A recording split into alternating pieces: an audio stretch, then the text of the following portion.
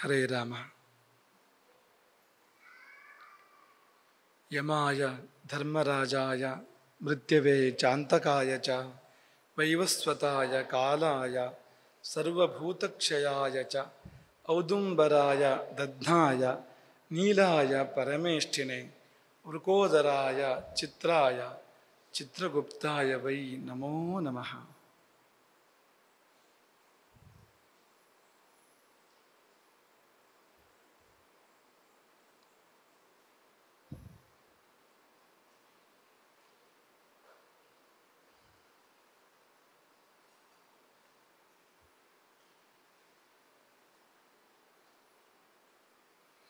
ಕಾಠಿಣ್ಯದೊಳಗೆ ಕಾರುಣ್ಯ. ಯಮಧರ್ಮನೆಂದರೆ ಹಾಗೆ. ಮೇಲ್ನೋಟಕ್ಕೆ ಕಾಠಿಣ್ಯ ಅಲ್ವಾ? ಕಪ್ಪು ಬಣ್ಣ, ಕೆಂಪು ಕಣ್ಣು, ಆ ಮೀಸೆ, ಗಿರಿಜಾ ಮೀಸೆ, ಕೈಯಲ್ಲಿ ಗದೆ ಅಥವಾ ಪಾಶ, ಕೋಣವನ್ನೇರಿ ಬರ್ತಾನೆ. 3 ಯೋಜನದ ಎತ್ತರದ ಕೋಣವನ್ನೇರಿ ಅವನು ಬಂದರೆ ತರುವುದು ಸಾವನ್ನು. ಮೇಲ್ನೋಟಕ್ಕೆ ತುಂಬ ಕಾಠಿಣ್ಯ. ಎಷ್ಟು ಚಿತ್ರ ವಿಚಿತ್ರವಾದ ಶಿಕ್ಷೆಗಳು, ದಂಡನೆಗಳು. ಒಂದು ಜೀವವನ್ನು ಕತ್ತರಿಸಿ ಬೇಯಿಸಿ ಉಪ್ಪು ಹಾಕಿ ಎಲ್ಲ ಮಾಡ್ತಕ್ಕಂಥ ಅಂಥ ಒಂದು ಘೋರ ಶಿಕ್ಷೆಗಳನ್ನು ವಿಧಿಸ್ತಕ್ಕಂಥ ದೇವತೆ. ಒಳಹೊಕ್ಕು ನೋಡಿದರೆ ಅಲ್ಲಿ ಬರೀ ಕಾರುಣ್ಯವೇ ಇರುವಂಥದ್ದು, ಬೇರೆ ಏನೂ ಇಲ್ಲ. ಏನು ಕಾರುಣ್ಯ ಅಂದರೆ ಈ ಜೀವದ ಪಾಪವನ್ನು ಕಳೆಯುವುದು ಹೇಗೆ, ಅದಕ್ಕಾಗಿ ಇದೆಲ್ಲ. ಅದೊಂದು ಚಿಕಿತ್ಸೆ. ಅದು ಪಾಪ ಕಳೆಯುವಂಥ ಒಂದು ಚಿಕಿತ್ಸೆ ಯಮ ಮಾಡುವಂಥದ್ದು. ಹಾಗಾಗಿ ಮೇಲ್ನೋಟಕ್ಕೆ ಕಾಠಿಣ್ಯ ಮೂರ್ತಿ, ಒಳನೋಟಕ್ಕೆ ಕಾರುಣ್ಯ ಮೂರ್ತಿ ಯಮಧರ್ಮದೇವ. ಆತನನ್ನು ನೆನೆದು ಈ ಪಾಠಕ್ಕೆ ಉಪಕ್ರಮಿಸೋಣ. ಒಂದು ಕಥೆಯನ್ನು ನಿಮಗೆ ನೆನಪು ಮಾಡ್ತೇವೆ. ಅದು ಈ ಲೋಕದವನೊಬ್ಬ ಯಮಲೋಕದವನೊಬ್ಬನ ಜೊತೆಗೆ ಸ್ನೇಹ ಬೆಳೆಸ್ಕೊಂಡಂತೆ. ಯಮಭಟ, ಯಮದೂತ, ಅವನ ಜೊತೆಯಲ್ಲಿ ಹೇಗೋ ಒಬ್ಬ ಮನುಷ್ಯ ಸ್ನೇಹ ಬೆಳೆಸ್ಕೊಂಡ. ಈ ಮನುಷ್ಯ ಅವನಿಗೊಂದು ಸ್ವಾರ್ಥ ಇದ್ದೇ ಇರ್ತದೆ. ಸಾಮಾನ್ಯವಾಗಿ ಮನುಷ್ಯ ಅಂದರೆ ಯಾರದ್ದೇ ಸಂಪರ್ಕ ಆದರೂ ತನಗೇನು ಪ್ರಯೋಜನ ಮಾಡ್ಕೋಬೋದು ಅಂತ ಅವನು ಯೋಚನೆ ಮಾಡ್ತಾನಲ್ವಾ. ಹಾಗೆ ಯಮಕಿಂಕರನ ಬಳಿ ಒಂದು ಬೇಡಿಕೆ ಇಟ್ಟಂತೆ, ಮಿತ್ರ, ನನ್ನ ನಿನ್ನ ಮೈತ್ರಿಯ ಒಂದು ಪ್ರತೀಕವಾಗಿ ಒಂದು ಉಪಕಾರ ನೀನು ನನಗೆ ಮಾಡಬೇಕು. ಅದೇನು ಅಂದರೆ ನನಗೆ ಸಾವಿಲ್ಲದಂತೆ ಮಾಡಬೇಕು ಅಂತ.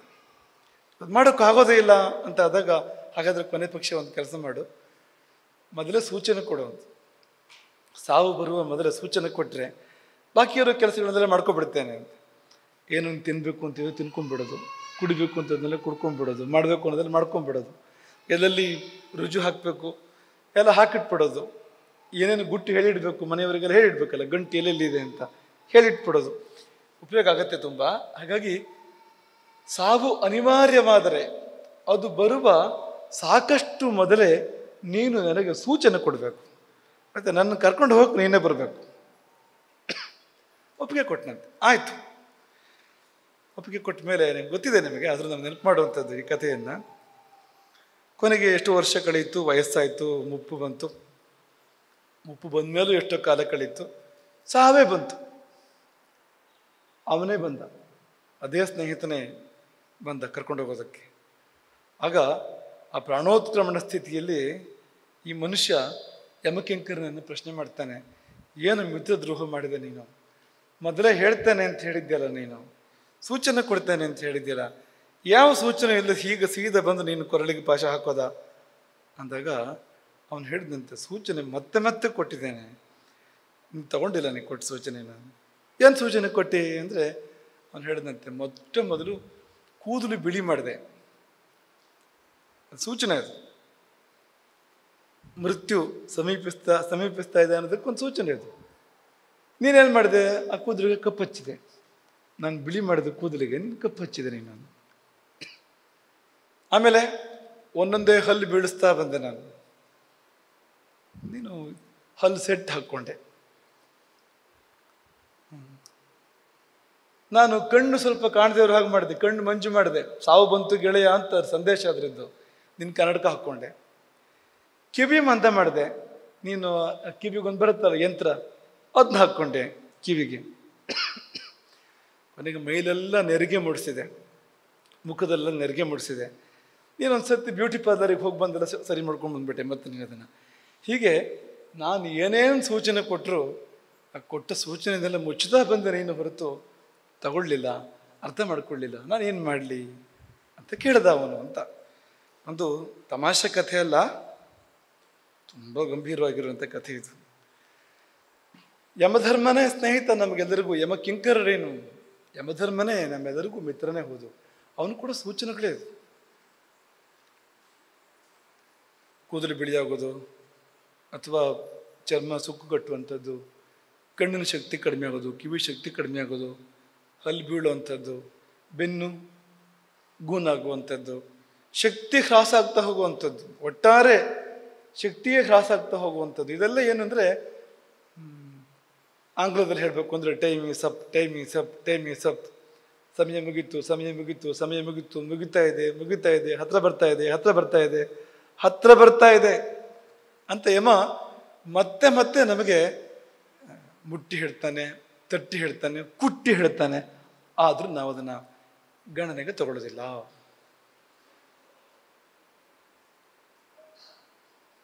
ಬಲ್ಲವರು ಹೇಳ್ತಾರೆ, ಈ ಇಂದ್ರಿಯಗಳ ಶಕ್ತಿ ಕಡಿಮೆ ಆಗುವಂಥದ್ದು ಯಾಕೆ ಅಂದರೆ ಒಳಮುಖನಾಗುವಂತ ನಮಗೆ ಸೂಚನೆ ಕೊಡೋದಕ್ಕೆ ಅಂತ.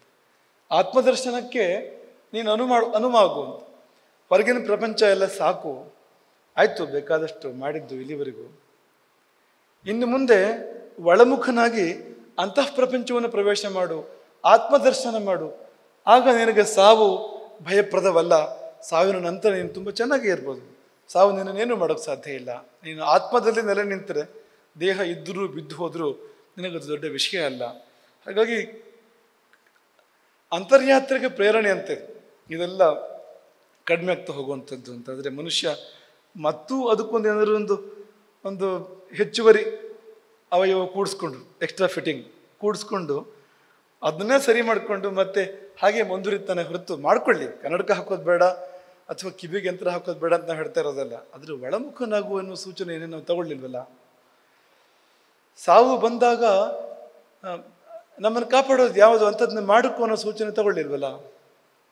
ಅದು ಮೋಸ, ಅದು ತೊಂದರೆ.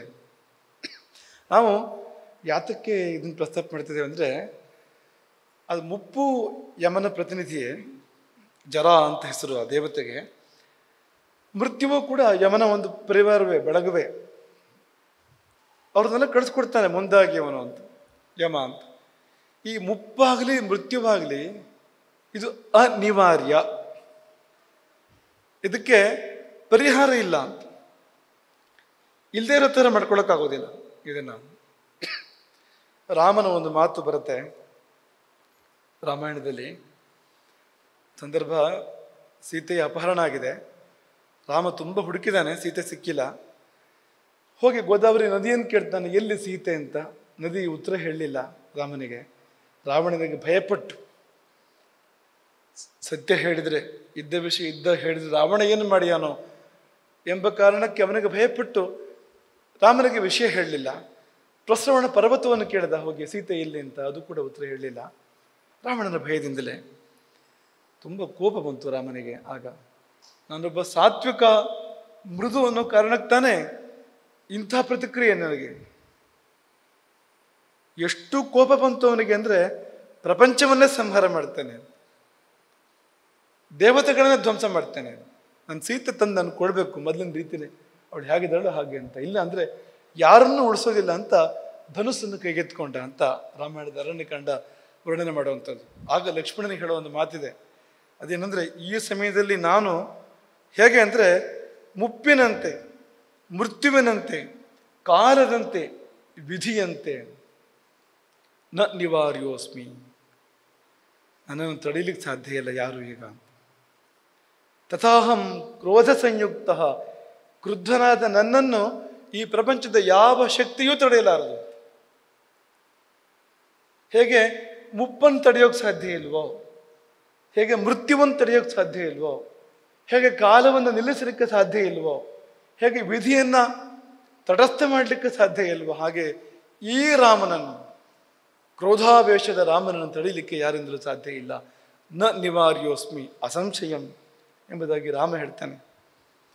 ಆ ಸಂದರ್ಭ ಯಾಕೆ ನೆನಪು ಮಾಡೋದು ಅಂದರೆ, ಇದು ಮುಪ್ಪು ಕೂಡ ಅಂಥದ್ದೇ ಅಂತ, ತಡೀಲಿಕ್ಕೆ ಬರುವಂಥದ್ದಲ್ಲ, ಬಂದೇ ಬರುವಂಥದ್ದು ಅಂತ. ಮಕ್ಕಳೇ, ನಿಮ್ಮನ್ನು ನೋಡಿದರೆ ತುಂಬ ಪ್ರೀತಿ ಅಂತ ಅನಿಸ್ತದೆ. ಎಳೆಯ ವಯಸ್ಸು ನಿಮಗೆ ಅಲ್ವಾ, ಇನ್ನೂ ಅರಳ್ತಾ ಇರೋ ಮಗುಗಳು ನೀವು ಅಂತ. ಆದರೆ ಗೊತ್ತಿರಬೇಕು ನಿಮಗೆ, ಒಂದು ದಿನ ಮುಪ್ಪು ಬರ್ತದೆ ಅಂತ. ಕೆಲವು ಸಾರಿ ಮುದುಕರು ನೋಡಿ ತಮಾಷೆ ಮಾಡೋದುಂಟು ಅಲ್ವಾ. ಯುವಕರು, ಚಿಕ್ಕವರು ಮುದುಕರನ್ನು ನೋಡಿ ಅವ್ರನ್ನ ಉಪಹಾಸ್ಯ ಮಾಡೋದುಂಟು, ಅಪಹಾಸ್ಯ ಮಾಡೋದುಂಟು. ಆದರೆ ಹಾಗೆ ಮಾಡುವಾಗ ಅವರಿಗೆ ಅರಿವಿರೋದಿಲ್ಲ ಏನು ಅಂದರೆ, ಒಂದು ದಿನ ನಾನು ಹೀಗಾಗ್ತೇನೆ. ಯಾರು ಹೇಳಿ ಅದಾಗದೆ ಇರೋರು ಯಾರಿದ್ದೀರಿ? ಮುಪ್ಪು ಬರೋದಿಲ್ಲ ನನಗೆ ಅನ್ನೋರು ಯಾರಿದ್ದೀರಿ? ಈ ಗುರುದೃಷ್ಟಿ ಸಭಾಂಗಣದಲ್ಲೂ ಯಾರೂ ಇಲ್ಲ, ಭೂಲೋಕದಲ್ಲೂ ಯಾರೂ ಇಲ್ಲ. ನ ನಿವಾರ್ಯ, ನಿವಾರ್ಯ ಅಲ್ಲ ಅದು, ಅದು ಪರಿಹಾರ ಇಲ್ಲ, ಅದಕ್ಕೆ ತಡೆಯೋಕ್ಕೆ ಬರುವಂಥದ್ದಲ್ಲ. ನಮಗೆಲ್ಲ ಒಂದು ದಿನ ಕಾದಿದೆ, ಇದು ಗೊತ್ತಿರಬೇಕು. ಬರೇ ನಾವು ಯಾವುದೊಂದು ಭ್ರಮೆಯಲ್ಲಿ ಇರಬಾರ್ದು. ನಾನು ಚೆಂದ ಇದ್ದೇನೆ, ನಾನು ಹೀಗೆ ಕಾಣ್ತೇನೆ, ಹಾಗೆ ಕಾಣ್ತೇನೆ, ಈ ಅಂಗಿ ಹಾಕ್ಕೊಳ್ಳಿ ಬೇಕಾರೆ, ಬೇಡ ಅಂದಿದ್ಯಾರು, ಆದ್ರೆ ಗೊತ್ತಿರಲಿ ನಾಳೆ ಒಂದು ದಿವಸ ಕಾದಿದೆ ಅದು ಅಂತ. ಈ ಚರ್ಮ ಹೀಗಿರೋದಿಲ್ಲ, ಈ ಕಣ್ಣು ಕಿವಿ ಹೀಗಿರೋದಿಲ್ಲ, ಈ ಬೆನ್ನು ಹೀಗಿರೋದಿಲ್ಲ, ಗೊತ್ತಿರಲಿ. ಗೊತ್ತಿದ್ದಾಗ, ಆ ಎಚ್ಚರ ಇದ್ದಾಗ ಕೊನೆ ಪಕ್ಷ ತಪ್ಪು ಮಾಡುವ ಸಾಧ್ಯತೆಗಳು ಕಡಿಮೆ ಆಗ್ತವೆ. ಮುಂದಿನ ಕಷ್ಟದ ಪರಿಕಲ್ಪನೆ ಬಂದರೆ ಅದನ್ನು ತಪ್ಪಿಸ್ಕೊಳ್ಳೋ ಪ್ರಯತ್ನ ಈಗಲೇ ಆರಂಭ ಮಾಡ್ಬೋದು. ಈಗಲೇ ಆರಂಭ ಮಾಡಬೇಕು. ನಿಮಗೆ ತುಂಬ ಅವಕಾಶ ಒಳ್ಳೆಯದು ಮಕ್ಕಳೇ ಇದು. ಯಾಕೆಂದರೆ ಈಗ ನಿಮಗೆಲ್ಲ ಒಂದು 20 ವರ್ಷದ ಒಳಗಿದ್ದೀರಿ ನೀವೆಲ್ಲರೂ ಕೂಡ. ಈಗ 40 ವರ್ಷದವರು ಇರ್ಬೋದು, 60 ವರ್ಷದವರು ಇರ್ಬೋದು, ಅವರಿಗೆಲ್ಲ ಅವಕಾಶಗಳು ಕಡಿಮೆ ಇದೆ. ಇದು ಗೊತ್ತಾದ ಮೇಲೆ, ಮುಂದೆ ಬರುವ ಕಷ್ಟ ಏನು ಅಂತ ಗೊತ್ತಾದ ಮೇಲೆ ಅದಕ್ಕೆ ಪರಿಹಾರ ಮಾಡ್ಕೊಳ್ಳಿಕ್ಕೆ ಹೊರಟ್ರೆ ಅವರು ಅವಕಾಶ ಕಡಿಮೆ ಇದೆ ಅವರಿಗೆ. ನಿಮಗೆ ವಿಪುಲವಾದ ಅವಕಾಶ ಇದೆ. ನೀವು ಈ ಪ್ರವಚನ ನಡೆಯುವಾಗ ಕೂತು ನಿದ್ದೆ ಮಾಡ್ಬೋದು, ಬೇಕಿದ್ರೆ ಕೊಡಿಸ್ಬೋದು, ಒಬ್ರಿಗೊಬ್ರು ಮಾತಾಡ್ಬೋದು. ಆದರೆ ತಪ್ಪಿಸ್ಕೊಂಡಿದ್ದು ಏನು ಅಂದರೆ ಅದಕ್ಕೆ ಬೆಲೆ ಕಟ್ಟೋಕ್ಕೆ ಸಾಧ್ಯ ಇಲ್ಲ. ಆ ಒಂದು ಎಚ್ಚರಿಕೆ, ಆ ಒಂದು ಸೂಚನೆ ಅದನ್ನು ತಗೊಳ್ಳದೆ ಹೋದರೆ ಯಮ ಆಮೇಲೆ ಕೂದಲು ಬಿಳಿ ಮಾಡೋದೆಲ್ಲ ಇದ್ದೇ ಇದೆ. ಈಗಲೇ ಯಮಧರ್ಮ ಬಂದು ಮಾತಾಡ್ತಿರೋದನ್ನು ತಗೋಬೇಕು ನೀವು ಅದನ್ನು ಅಂತ. ಈಗಲೇ ಮುಂದೆ ಇಂತಿಂಥ ಸನ್ನಿವೇಶಗಳಿದೆ, ಈಗ ಸಿದ್ಧತೆ ಮಾಡೋದಕ್ಕೆ ಪಾರಾಗ್ಬೋದು. ಅದನ್ನು ತುಂಬ ಗಂಭೀರವಾಗಿ ಸ್ವೀಕಾರ ಮಾಡಬೇಕು ನಾವು. ಅದನ್ನು ಇದೊಂದು ಮನೋರಂಜನೆ ಕಾರ್ಯಕ್ರಮ ಅಲ್ಲ. ಅಥವಾ ನಿಮಗೊಂದು ಒಳ್ಳೆ ಉದ್ಯೋಗ ಸಿಗಲಿ, ನೀವೊಂದಷ್ಟು ಹಣ ಸಂಪಾದನೆ ಮಾಡೋ ಹಾಗಾಗಲಿ, ಒಳ್ಳೆ ಬಟ್ಟೆ ತಗೊಳ್ಳಿ, ಕಾರ್ ತಗೊಳ್ಳಿ, ಒಳ್ಳೆ ಊಟ ಸಿಗಲಿ, ಅದಕ್ಕಿರೋದಿಲ್ಲ. ಮುಂದೆ ಬರಲಿರುವ ಮಹಾ ಕಷ್ಟ, ತಪ್ಪಲಾರದ ಕಷ್ಟ ಅದು. ಈಗ ಅಪಘಾತ ಆಗ್ಬಹುದು, ಆಗದೆ ಇರ್ಬೋದು, ಎಲ್ಲರಿಗೂ ಅಪಘಾತ ಆಗಬೇಕು ಅಂತಿಲ್ಲ. ಕ್ಯಾನ್ಸರ್ ಬರ್ಬೋದು, ಬರದೇ ಇರ್ಬೋದು, ಬರಲೇಬೇಕು ಅಂತಿಲ್ಲ. ಒಂದು ಅಗ್ನಿ ದುರಂತ ನಮ್ಮ ಜೀವನದಲ್ಲಿ ಆಗಲೇಬೇಕು ಅಂತಿಲ್ಲ, ಆಗಬಹುದು, ಆಗದೇನೂ ಇರ್ಬೋದು. ಮುಪ್ಪು ಆಗತ್ತೋ ಇಲ್ವೋ ಅನ್ನೋ ಪ್ರಶ್ನೆ ಅಲ್ಲ, ಬರುತ್ತೆ ಅದು. ಮೃತ್ಯು ಅನಿವಾರ್ಯ. ಸಿದ್ಧತೆ ನಾವು ಈಗಿಂದಲೇ ಮಾಡಬೇಕು. ಅದಕ್ಕೆ ಈ ಪ್ರವಚನದ ಲಕ್ಷ್ಯ, ಈ ಪ್ರವಚನದ ಉದ್ದೇಶ ಅದೇ. ತುಂಬ ದೂರಕ್ಕೆ ನೋಡಿ ನಾವು ಈಗೇನು ಮಾಡಬೇಕು ತೀರ್ಮಾನ ಮಾಡಬೇಕು ಅಂತ ಮುಂದಿದೆ. ಅಷ್ಟು ದೂರದಲ್ಲಿ ಹಾವಿದೆ ಅಂದರೆ, ರಸ್ತೆಯಲ್ಲಿ ಹೋಗ್ಬೇಕಾದ್ರೆ ಅಷ್ಟು ದೂರದಲ್ಲಿ ಹಾವಿದೆ ಅಂದರೆ ನಾವು ಜಾಗ್ರತೆ ಮಾಡಬೇಕು ಬೇಡವ? ಅಷ್ಟು ದೂರದಲ್ಲಿ ಪ್ರಪಾತ ಇದೆ ಅಂದರೆ ಈಗಲೇ ಜಾಗ್ರತೆ ಮಾಡಬೇಕು ಬೇಡವ ಅಂತ. ಅದೇ ಇದು ಮುಂದಿರುವ ಪ್ರಪಾತವನ್ನು, ಮುಂದಿರುವ ಮಹಾ ಕಷ್ಟವನ್ನು ತೋರಿಸುವಂಥ ಒಂದು ಪ್ರವಚನವೇ ಜೀವಿಗೆ ಅನ್ನೋ ಪ್ರವಚನ. ಇದು ನಮ್ಮದು ಅಲ್ಲ, ನಿಮ್ಮದು ಅಲ್ಲ, ಅದು ಅವನದ್ದು, ಧರ್ಮದೇವತೆ ಅದು. ಸುಮ್ಮನೆ ಒಂದೆರಡು ಮಾತನ್ನು ಹೇಳಿ ನಾವು ಮುಂದಕ್ಕೆ ಹೋಗೋಣ. ಈಗ ಮುಪ್ಪಿನಲ್ಲಿ ತುಂಬ ಕಷ್ಟಗಳು ಬರ್ತವೆ. ಒಂದು ತಾನಾಗೆ ಬರುವಂಥದ್ದು, ನಮ್ಮೊಳಗೆ ಬರುವಂಥದ್ದು, ಅದೇ ಶಕ್ತಿ ಕಡಿಮೆ ಆಗುವಂಥದ್ದು, ಇಂದ್ರಿಯಗಳು ಕುಂಠಿತ ಆಗುವಂಥದ್ದು. ಬರ್ತಾ ಬರ್ತಾ ಬರ್ತಾ ಕೆಲವು ಇಂದ್ರಿಯಗಳು ಕೆಲಸವೇ ಮಾಡೋದಿಲ್ಲ, ಏನೂ ಕೇಳಿಸೋದಿಲ್ಲ, ಏನೂ ಕಾಣಿಸೋದಿಲ್ಲ, ಒಂದು ಹಲ್ಲು ಉಳಿಯುವುದಿಲ್ಲ. ಈ ಕಷ್ಟಗಳು ಒಂದು ಕಡೆಗೆ. ಮತ್ತೆ ವ್ಯಾಧಿಗಳು ಬಂದು ಮುತ್ತುವುದಿಲ್ಲ ಆ ಸಮಯದಲ್ಲಿ.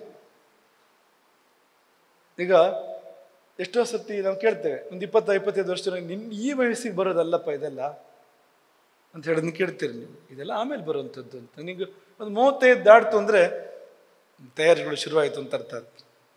ಅದು ತಯಾರಿ ಸಮಯ. ಅದು 35 ದಾಟ್ತು ಅಂದರೆ ಸಿದ್ಧತೆಗಳು ಆರಂಭ ಆಯಿತು. 25 ವರ್ಷದವರೆಗೆ ಬೆಳೀತಾ ಹೋಗ್ತೇವೆ ನಾವಲ್ವಾ, ಶಕ್ತಿ ಜಾಸ್ತಿ ಆಗ್ತಾ ಹೋಗುತ್ತೆ ನಮಗೆ. 25ರಿಂದ 35 ಅದು ಅಲ್ಲಿಗೆ ನಿಂತಿದೆ ಅಂತ ಅನ್ಬೋದು.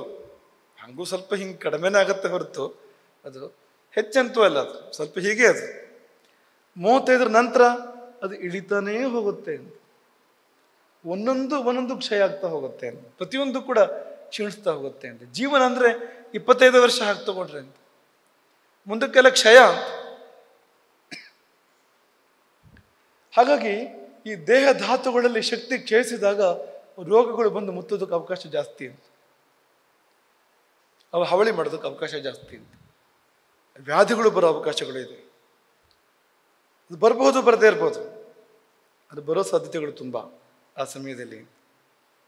ಆಯಿತು, ನಮ್ಮನ್ನು ಯಾರು ನೋಡ್ಕೋಬೇಕು ಅವ್ರು ನೋಡ್ಕೋಬೋದು, ನೋಡ್ಕೊಳ್ದೇನೂ ಇರ್ಬೋದು. ಎಷ್ಟೇ ನಮ್ಮನ್ನು ಸಾಕಿ ಬೆಳೆಸಿ ಎಲ್ಲ ಮಾಡಿರಲಿ, ಆದರೆ ಮುಪ್ಪಿನ ಮುದುಕಿ ಅಂತ ಆದಾಗ ಒಂದು ಉಪೇಕ್ಷೆ, ತಾತ್ಸಾರ, ಕೆಲವು ಸಾರಿ ಏನೋ ಒಂದು ಹಳೆ ಸೇಡನ್ನು ತೀರಿಸುವಂಥದ್ದು, ಇದೆಲ್ಲ ನಡೆಯುತ್ತೆ. ನಾವು ಇದನ್ನು ವಿಸ್ತರಿಸೋಕೆ ಹೋಗೋದಿಲ್ಲ, ನಿಮಗೆಲ್ಲ ಗೊತ್ತಿರೋವಂಥದ್ದು. ನಿಮ್ಮ ಕಣ್ಣು ಮುಂದೆ ಸಮಾಜದಲ್ಲಿ ನಡೀತಾ ಇರುತ್ತೆ ಅಂತ. ಒಬ್ಬ ವೃದ್ಧನನ್ನು ಸಮಾಜ ಹೇಗೆ ನೋಡ್ಕೊಳತ್ತೆ, ಅಥವಾ ಮನ ಹೇಗೆ ನೋಡ್ಕೊಳತ್ತೆ, ಯಾವತ್ತು ಸಂಪಾದನೆ ಮಾಡೋದು ನಿಲ್ಲಿಸ್ತಾನ ಅವನು, ಆವತ್ತೇ ಅವನ ಬಗ್ಗೆ ಇರೋ ದೃಷ್ಟಿ ಬದಲಾಗತ್ತೆ. ಕ್ಷೀಣೆ ಬಿತ್ತೆ ಕಫ್ ಪರಿವಾರ. ಯಾವಾಗ ಸಂಪಾದನೆ ಮಾಡೋದು ನಿಂತು ಹೋಗೋದ ಮೇಲೆ, ಕಡಿಮೆ ಆಗ್ತಿದ್ದಾಗನೇ ದೃಷ್ಟಿ ಬದಲಾಗತ್ತೆ ಅಂತ. ಯಾಕೆಂದ್ರೆ ಈ ಜಗತ್ತು ಉಪಯೋಗದ ಮೇಲೆ ನಿಂತಿದೆ ಅಂತ. ಎಷ್ಟು ಉಪಯೋಗ ಇವನಿಂದ ಅಂತ. ಈಗ ಹಸುಗೋಸುವಿಗೆ ತಾಯಿಯಿಂದ ಉಪಯೋಗವೇ ಪೂರ್ತಿ ಉಪಯೋಗ, ಅದಿಲ್ಲದೆ ಜೀವನವೇ ಇಲ್ಲ. ಪೂರ್ತಿ ಆಶ್ರಯಿಸಿರುತ್ತೆ ತಾಯಿ ಅನ್ನೋದು. ಮುಂದೆ ಹೋಗ್ತಾ ಒಂದು ಸ್ವಲ್ಪ ದೊಡ್ಡವನಾದ್ರೂ ಸಾಕು, 10 ವರ್ಷ 15 ವರ್ಷಕ್ಕೆ ತಾಯಿಗೆ ಅವನು ಎದುರುತ್ರ ಕೊಡ್ತಾನೆ, ಬೈಕೋತಾನೆ, ಹೇಳಿದ್ನ ಕೇಳೋದಿಲ್ಲ. ಯಾಕಂದ್ರೆ ಒಂದು ಸ್ವಲ್ಪ ಸ್ವತಂತ್ರ ಅದ. ಮುಂದಕ್ಕೆ ಇನ್ನೂ ಬೇರೆ ಥರ ಆಗ್ತಾ ಹೋಗ್ಬಿಡುತ್ತೆ. ಹಾಗಾಗಿ ಮುಪ್ಪಿನಲ್ಲಿ ಸುತ್ತಮುತ್ತ ಇರುವವರು, ಅವರಿಂದ ಬರ್ತಕ್ಕಂಥ ತಾತ್ಸಾರವೋ ಕಿರುಕುಳವೋ ತುಂಬ ಅವಕಾಶ. ಯಾಕೆಂದ್ರೆ ಯುವಕನಿಗೆ ಅದನ್ನು ಕೂಡ ಅವಕಾಶಗಳು ಕಡಿಮೆ ಇರಬಹುದು, ಆದರೆ ಅವನಿಗೆ ಶಕ್ತಿ ಇದೆಯಲ್ಲ, ಅವನು ಬದುಕ್ತಾನೆ ಹೇಗಾದ್ರು ಅಂತ. ಆದರೆ ಮುಪ್ಪಿನಲ್ಲಿ ಅದರಲ್ಲೂ ಪರಾವಲಂಬನೆ ಬಂದ್ಬಿಟ್ರೆ, ಪ್ರತಿಯೊಂದಕ್ಕೂ ಬೇರೆಯವ್ರನ್ನ ಆಶ್ರಯಿಸ್ಬೇಕು ಅನ್ನೋ ಸ್ಥಿತಿ ಬಂದರೆ, ಈಗ ದೇಹ ಬಾಧೆಗಳಿಗೂ ಇನ್ನೊಬ್ರು ಬೇಕು ಅನ್ನೋ ಸ್ಥಿತಿ ಬಂದರೆ, ಬಚ್ಚಲು ಮನೆಗೆ ಹೋಗಿ ಬರಬೇಕು ಅಂದರೂ ಅವನೇ ಹೋಗೋಕ್ಕಾಗೋದಿಲ್ಲ ಅನ್ನೋ ಸ್ಥಿತಿ ಬಂದರೆ, ಅವ್ರಿಗೂ ಒಂಥರ ತಾತ್ಸಾರ ಬರುತ್ತಲ್ವಾ, ಕೊಳಕು ಅಂತ ಅನ್ಸುತ್ತೆ ಅವರಿಗೂ. ಹೆತ್ತ ತಂದೆ ತಾಯಿ ಆದರೂ ಕೂಡ ಕೊಳಕು ಅಂತ ಅನ್ಸುತ್ತೆ, ಜುಗುಪ್ಸೆ ಬರುತ್ತೆ ಒಂಥರ. ಹೇಗಿರುತ್ತೆ ಜೀವನ ಅದು? ನಮ್ಮ ಮುಂದಿದೆ ಇದು, ಯಾವುದೋ ಪಕ್ಕದ ಮನೆಯವ್ರದ್ದು ಅಂತ ಅನ್ಕೋಬೇಡಿ. ಇದನ್ನ ನಮ್ಮ ಜೀವನ ಮುಂದೊಂದು ಈ ಸಂದರ್ಭಗಳಿದೆ ನಮಗೆ ಅಂತ. ಇದರಲ್ಲಿ ಎಷ್ಟು ಬರುತ್ತೋ ಏನು ಬರುತ್ತೋ ಅನ್ನೋ ವಿಷಯ ಬೇರೆ. ಇಷ್ಟಂತೂ ಬಂದೇ ಬರುತ್ತೆ. ಮುಪ್ಪು ಅನ್ನೋದು ಇದ್ದೇ ಇದೆ, ಎಲ್ಲವೂ ಕ್ಷಯಿಸುತ್ತೆ ಆ ಸಮಯದಲ್ಲಿ, ಅದಂತೂ ಇದ್ದೇ ಇದೆ. ಇಲ್ಲೇ ಹತ್ರ ಒಂದು ವೃದ್ಧರನ್ನು ನೋಡೋಕೆ ಒಬ್ರು ಮನೆಗೆ ಹೋಗಿದ್ವಿ ನಾವು. ಇಲ್ಲೇ ಹತ್ರ, ಇಲ್ಲಿಂದ 1 ಗಂಟೆ ಒಳಗಡೆಗಿದೆ. ಹೋಗ್ತಾನೆ ಇರ್ತೇವೆ ನಾವು. ತುಂಬ ವಯಸ್ಸಾದರು ಅಂದರೆ ಅವ್ರ ಮನೆಗೆ ಹೋಗಿ ಅವ್ರು ನೋಡ್ಕೊಂಬರೋದು. ಇನ್ನೊಂದ್ಸತಿ ನಾವು ಬಂದಾಗ ಅವ್ರು ಇರ್ತಾರೋ ಇಲ್ವೋ ಅಂತ ಅವ್ರಿಗೆ ನೋಡೋ ಅಪೇಕ್ಷೆ ಇದೆ. ಗುರುಗಳು ನೋಡಬೇಕು, ಅವ್ರು ಬರೋಕ್ಕೆ ಸಾಧ್ಯ ಇಲ್ಲ ಅಂತ ಆದಾಗ ಅವ್ರ ಮನೆಗೆ ಹೋಗಿ ನೋಡುವಂಥದ್ದು ಅನ್ನೋದೊಂದು ವಾಡಿಕೆ ನಾವು ಇಟ್ಕೊಂಡಿದ್ದೇವೆ. ಹಾಗಾಗಿ ಎಷ್ಟೋ ವೃದ್ಧರನ್ನು ಹೋಗಿ ನೋಡ್ತಾ ಇರ್ತೇವೆ ನಾವು. ತುಂಬ ಅನುಭವಗಳಾಗುತ್ತೆ ಆ ಸಮಯದಲ್ಲಿ. ಇಲ್ಲೇ ಹತ್ರ ಒಂದು ವೃದ್ಧರ ಮನೆದು ಈಗ ಯಾಕೋ ನೆನಪಾಗ್ತಾ ಇದೆ. ಈಗ ಅವರಿಗೊಂದು 90ರಿಂದ 100 ವರ್ಷದ ಮಧ್ಯದಲ್ಲಿ ವಯಸ್ಸು ಆ ವೃದ್ಧರಿಗೆ. ಅವರೇ ಕಟ್ಟಿ ಬೆಳೆಸಿದ ವ್ಯವಸ್ಥೆ, ಆ ತೋಟ ಮನೆ ಎಲ್ಲ ಸ್ವತಃ ಪರಿಶ್ರಮ ಮಾಡಿ ಸ್ವತಃ ಕಡಿದು ಕಟ್ಟಿರ್ತಕ್ಕಂಥದ್ದು, ಮಾಡಿರ್ತಕ್ಕಂಥದ್ದು ಎಲ್ಲ ಅವರು ಸೃಷ್ಟಿ ಇರುವಂಥದ್ದು. ಆದರೆ ಈಗ ಅದು ಯಾವುದನ್ನು ಅನುಭವಿಸೋ ಸ್ಥಿತಿ ಇಲ್ಲ. ಅವರಿಗೆ ಕಣ್ಣು ಕಾಣಿಸೋದಿಲ್ಲ, ಕಿವಿ ಕೇಳಿಸೋದಿಲ್ಲ, ಅವ್ರು ಏನು ಮಾತಾಡ್ತಾರೆ ಅಂತ ಯಾರಿಗೂ ಗೊತ್ತಾಗೋದಿಲ್ಲ. ಮಾತಾಡ್ತಾರೆ ಪಾಪ ಅವರು, ಆದರೆ ಏನು ಮಾತಾಡ್ತಾರೆ ಅನ್ನೋದು ಗೊತ್ತೇ ಆಗೋದಿಲ್ಲ, ಪಕ್ಕದಲ್ಲಿದ್ದರೂ ಕೂಡ ಗೊತ್ತಾಗೋದಿಲ್ಲ ಮಾತುಗಳು. ಇನ್ನೇನು ಉಳಿತು ಹೇಳಿ? ಒಂದು 7-8 ಮಕ್ಕಳು ಅವರಿಗೆ, ಅವರಲ್ಲಿ ಒಬ್ಬ ಮಾತ್ರ ನೋಡ್ಕೊಳ್ತಾನೆ, ಉಳಿದವರು ನೋಡ್ಕೊಳ್ಳೋದು ಇಲ್ಲ. ಅವರಿಗೆ ಕೊಳಕು ಅಂತ ಅನಿಸಿದೆ. ಆ ಮಕ್ಕಳಿಗೆ ತಮ್ಮ ತಂದೆಯ ದೇಹ ಕೃತ್ಯಗಳನ್ನ ಮಾಡಬೇಕಲ್ಲ, ಬಹಿರ್ದೆಸೆಗೆ ಹೋಗ್ತಾರೆ, ಶುಚಿ ಮಾಡಬೇಕಲ್ಲ, ಕೊಳಕು ಅಂತ ಅನಿಸಿದೆ. ಅವರು ಎಲ್ಲರೂ ಬಂದು ದೂರದಿಂದ ನೋಡ್ಕೊಂಡು ಹೋಗ್ತಾರೆ ಅಷ್ಟೇ, ಹತ್ರ ಬರಲ್ಲ. ಆದರೆ ಒಬ್ಬ ಮಗ ನೋಡ್ಕೊಳ್ತಾನೆ, ಅವನಿಗೆ 70 ವರ್ಷ ವಯಸ್ಸಾಗಿದೆ. ಆ ಮಗನಿಗೆ 70 ವರ್ಷಕ್ಕಿಂತ ಜಾಸ್ತಿ ವಯಸ್ಸಾಗಿದೆ. ಚಿಕ್ಕವನಿಗೆ ಇರೋದಿಲ್ಲ, ಅವನಿಗೆ ತುಂಬ ವಯಸ್ಸಾಗಿದೆ. ಸಮಸ್ಯೆ ಅಂದರೆ ಅವ್ರಿಗೆ ಸ್ವತಃ ಎದ್ದು ಓಡಾಡೋಕ್ಕಾಗೋದಿಲ್ಲ, ಈ ಮಗನ ಎತ್ಕೊಂಡು ಕರ್ಕೊಂಡು ಹೋಗ್ಬೇಕು ಎಲ್ಲದಕ್ಕೂ. ಈ ಮಗನಿಗೆ ಹೃದಯಾಘಾತ ಆಗಿದೆ, 5 ಸ್ಟಂಟ್ ಹಾಕಿದ್ದಾರೆ ಅವನಿಗೆ ಹೃದಯಕ್ಕೆ. ವೈದ್ಯರ ಸಲಹೆ ಇದೆ, ನೀವು ಭಾರ ಎತ್ತಬಾರದು ಅಂತ. ಹಾಗಾಗಿ ತಂದೆ ಎತ್ಕೊಂಡು ಹೋಗಿಲ್ಲ ಅವನು. ವೈದ್ಯಕೀಯ ಸಲಹೆ ಪ್ರಕಾರ ತಂದೆನ ಎತ್ಕೊಂಡು ಹೋಗೋಕ್ಕಾಗಲ್ಲ ಅವನು. ಆದರೆ ಎತ್ತದೇ ಬೇರೆ ದಾರಿ ಇಲ್ಲ, ಇನ್ಯಾರು ಇಲ್ಲ ಅಲ್ಲಿ ಎತ್ತಕ್ಕೆ. ಮಂಚದ ಮೇಲೆ ತಂದೆ ಮಲಗಿದ್ದಾರೆ, ತಂದೆ ಕೈ ಕಾಲು ಕಟ್ಟಿದ್ದಾರೆ ಮಂಚಕ್ಕೆ. ಪ್ರೀತಿ ಇಲ್ಲ ಅಂತ ಅನ್ಕೋಬೇಡಿ, ತುಂಬ ಪ್ರೀತಿ ಇದೆ ನನ್ನ ತಂದೆ ಬಗ್ಗೆ ಅವರಿಗೆ, ಆದರೂ ಕಟ್ಟಿದ್ದಾರೆ. ಯಾತಕ್ಕೆ ಕಟ್ಟಿದ್ದಾರೆ ಅಂದರೆ, ಈ ತಂದೆಗೆ ಪ್ರಜ್ಞೆ ಇಲ್ವಲ್ಲ, ತಾನು ಏನು ಮಾಡ್ತೇನೆ ತನಗೆ ಗೊತ್ತಿರೋಳು, ಎದ್ದು ಓಡ್ತಿರೋದು, ತೋಟಕ್ಕೋ ಬೆಟ್ಟಕ್ಕೋ ಹೋಗಿ ಎಲ್ಲೋ ಬಿದ್ದು ಅನಾಹುತ ಮಾಡ್ಕೊಳ್ಳೋದು. ಇದು ಆಗಿ ಆಗಿ ಅವರು ಯಾವ ಸ್ಥಿತಿಗೆ ಬಂದಿದ್ದಾರೆ ಅಂದರೆ, ಬೇರೆ ದಾರಿಯೇ ಇಲ್ಲ, ತಂದೆಯನ್ನು ಮಂಚಕ್ಕೆ ಕಟ್ಟಬೇಕು. ನೋಡಿ ಹೇಗಿದೆ ಬದುಕು. ನಾವಲ್ಲಿ ಹೋದಾಗ ಆ ಮಗ ನಮ್ಮಲ್ಲಿ ಪ್ರಾರ್ಥನೆ ಮಾಡ್ತಾನೆ, ಒಂದು ನಮ್ಮ ತಂದೆಗೆ ಮುಕ್ತಿ ಕೊಡಿ ಅಥವಾ ನನಗೇ ಮುಕ್ತಿ ಕೊಡಿ. ಅವನಿಗೂ 70 ವರ್ಷ ಆಗಿದೆ. ಅದು ಹೇಗಿರುತ್ತೆ ಮುಪ್ಪು ಅನ್ನೋದಕ್ಕೆ ನಾನು ನಿಮ್ಗೊಂದು ಚಿಕ್ಕ ಉದಾಹರಣೆ ಕೊಡ್ತಾ ಇರುವಂಥದ್ದು ಅಂತ. ಇದು ಯಾರಿಗೋ ಪಕ್ಕದವ್ರಿಗೆ ಆಗುತ್ತೆ ಅಂತ ಅನ್ಕೋಬೇಡಿ, ನಮ್ಮ ಜೀವನದಲ್ಲಿ ಬರ್ಬೋದು ಈ ಪ್ರಸಕ್ತಿಗಳು. ನಾವು ಗಟ್ಟಿ ಇದ್ದಾಗ ಮಾಡ್ಬೇಕು, ಅದನ್ನು ಮಾಡ್ಕೋಬೇಕು, ಕರ್ತವ್ಯಗಳನ್ನ ಮಾಡ್ಕೋಬೇಕು. ವಯಸ್ಸಾದ್ಮೇಲೆ ಮಾಡೋದಲ್ಲ, ಕೈಕಾಲು ಗಟ್ಟಿ ಇದ್ದಾಗ ನಮ್ಮ ಕರ್ತವ್ಯಗಳನ್ನ ಪೂರೈಸ್ಕೋಬೇಕು ನಾವೊಂದು. ಈಗ ಪಾಪ ಅವ್ರಿಗೆ ಏನೂ ತಿಳಿಯೋದೇ ಇಲ್ವಲ್ಲ, ರಾಮ ಅಂತ ಹೇಳೋಕ್ಕೂ ಗೊತ್ತಾಗೋದಿಲ್ಲ ಅವರಿಗೆ. ಬುದ್ಧಿ ಯಾವಾಗ ಅಸ್ತವ್ಯಸ್ತ ಆಯ್ತೋ ಅವನೇನು ಮಾಡ್ಕೊಳಕ್ಕಿಲ್ವಲ್ಲ ಪಾಪ. ಏನು ಮಾಡ್ತೀರಿ? ಹೋಗ್ಲಿ, ಅವನು ಉಪಚಾರ ಮಾಡೋ ಸ್ಥಿತಿಲಿ ಮಗ ಇಲ್ಲ, ಮನಸ್ಸಿದೆ ಅವನಿಗೆ, ಮಾಡೋ ಸ್ಥಿತಿಲಿ ಅವನಿಲ್ಲ. ಏನು ಮಾಡ್ತೀರಿ? ಇನ್ನು ಆ ಪ್ರೀತಿ ಇಲ್ಲದೆ ಇರೋ ಮಕ್ಕಳ ಕೈಯಲ್ಲಿ ಸಿಕ್ಕೊಂಡ್ರಂತೂ ಮುಗ್ದೆ ಹೋಯ್ತು. ಏನಾಗ್ಬೋದು ಅಂದರೆ ದೇವರೇ ಬಲ್ಲದು. ಏನು ನಮ್ಮ ಸಿದ್ಧತೆ ಅಂತ, ಈ ಪರಿಸ್ಥಿತಿ ಎದುರಿಸೋದಕ್ಕೆ ಏನು ನಮ್ಮ ಸಿದ್ಧತೆ?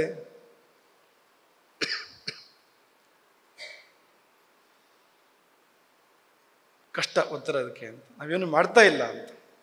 ಸಪ್ತತೈರೂರ್ಧ್ವಂ ಕ್ಷೀಯಮಾಣ ಧಾತು ಇಂದ್ರಿಯ ಬಲ ವೀರ್ಯ ಉತ್ಸಾಹಂ ಅಹನ್ಯಹನಿ ವಲೀಪಲಿತ ಸ್ಖಾಲಿತ್ಯ ಜುಷ್ಟಂ ಕಾಸಶ್ವಾಸ ಪ್ರಭೃತಿಭಿಃ ಉಪದ್ರವೈಃ ಅವಿಭೂಯಮಾನಂ ಸರ್ವಕ್ರಿಯಾಸು ಅಸಮರ್ಥಂ ಜೀರ್ಣಾಗಾರಮಿವ ಅಭಿವೃಷ್ಟಂ.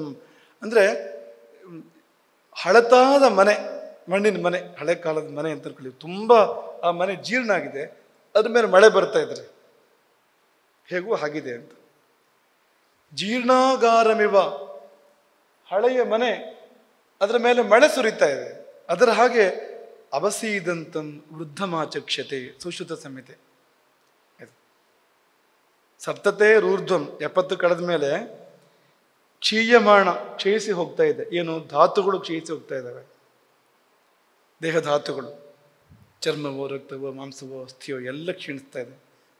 ಇಂದ್ರಿಯಗಳು ಕ್ಷೀಣಿಸ್ತವೆ, ಕಣ್ಣು ಕಿವಿ ಎಲ್ಲ.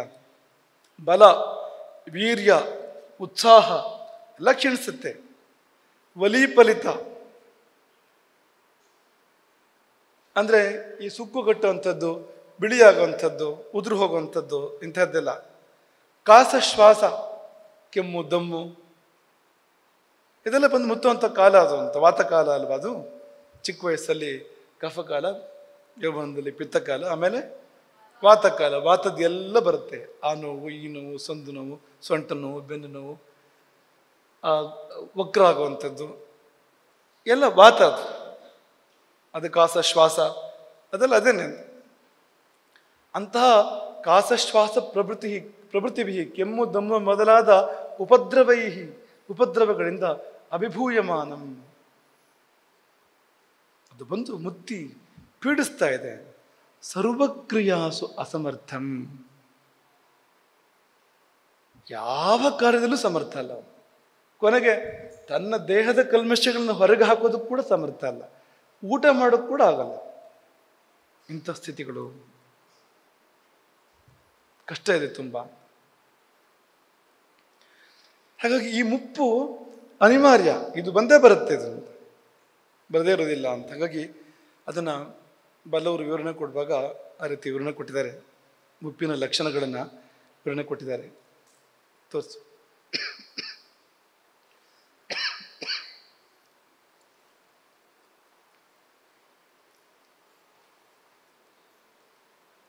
ಆದಿವ್ಯಾಧಿ ಸಮಾಯುಕ್ತಂ ಅಂದರೆ ಆದಿ ಮನಸ್ಸಿನ ಚಿಂತೆ, ವ್ಯಾಧಿ ದೇಹಕ್ಕೆ ರೋಗ, ಎರಡೂ ಇದೆ.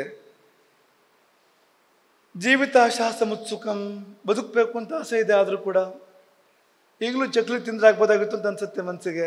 ಹಲ್ಲು ಒಂದೂ ಇಲ್ಲ, ಆದರೂ ಚಕ್ಲಿ ತಿನ್ಬೇಕು ಅಂತ. ನಮ್ಮ ಶರ್ಮರು ಇವತ್ತು ಹೇಳ್ತಾ ಇದ್ರು, ಮೊಮ್ಮಗ ಅಜ್ಜನಿಗೆ ಹೇಳಿದಂತೆ, ಮುಪ್ಪಿನ ಮುದುಕ ಅಜ್ಜ ನಿಂಗೊಂದು ಮದುವೆ ಮಾಡೋಣ ಅಂತ. ಅದಕ್ಕೆ ಅಜ್ಜ ಹೇಳಿದಂತೆ, ನಂಗೆ ಯಾರು ಹೆಣ್ಣು ಕೊಡೋರು ಅಂತ. ಅಂದ್ರೆ ಏನಿರುತ್ತಾ, ಹೆಣ್ಣು ಕೊಡೋರು ಇದ್ರೂ ತಯಾರಿದಾನ ಅವನು. ಸಮಸ್ಯೆ ಏನು ಅಂದ್ರೆ ನಂಗೆ ಯಾರು ಹೆಣ್ಣು ಕೊಡೋರು ಅಂತ ಅಷ್ಟೇ ವಿಷಯ ಹೊರತು ಬೇಡ ಅಂತಲ್ಲ. ಏನು ಹೇಳಬೇಕಾಗಿತ್ತು ಹೇಳಿದರೆ, ಅದೆಲ್ಲ ಆಗಿದೆಯಲ್ಲಪ್ಪ, ಎಲ್ಲ ಮುಗಿದನ ಇದುವರೆ ಬಂದಿರೋದು, ಇನ್ನು ಅದೆಲ್ಲ ಬೇಡ ನನಗೆ ಅಂತ ಹೇಳಲಿಲ್ಲ. ನಂಗೆ ಯಾರು ಹೆಣ್ಣು ಕೊಡೋರು ಅಂತ. ಜೀವಿತಾಶಾ ಸಮುತ್ಸುಕಂ, ಜೀವಿತಾಶೆ ಅದು ಹೋಗಿಲ್ಲ ಅಂತ ಈಗಲೂ ಕೂಡ.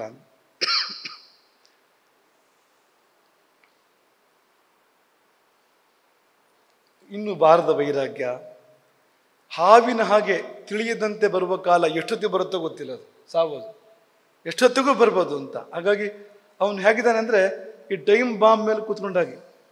ಆ ಸಂದರ್ಭ ಹೇಗೆ ಅಂದರೆ ಟೈಮ್ ಬಾಂಬ್ ಮೇಲೆ ಎಷ್ಟೊತ್ತಿಗೆ ಸ್ಫೋಟ ಆಗುತ್ತೋ ಗೊತ್ತಿಲ್ಲ ಅಂತ, ಎಷ್ಟೊತ್ತಿಗೆ ಸಾವು ಬರುತ್ತೋ ಗೊತ್ತಿಲ್ಲ ಅಂತ ಸ್ಥಿತಿ ಅಂತ. ತಾನೇ ಸಾಕಿದವರು ಈಗ ತನ್ನನ್ನು ಸಾಕುವರು ಅಂತ.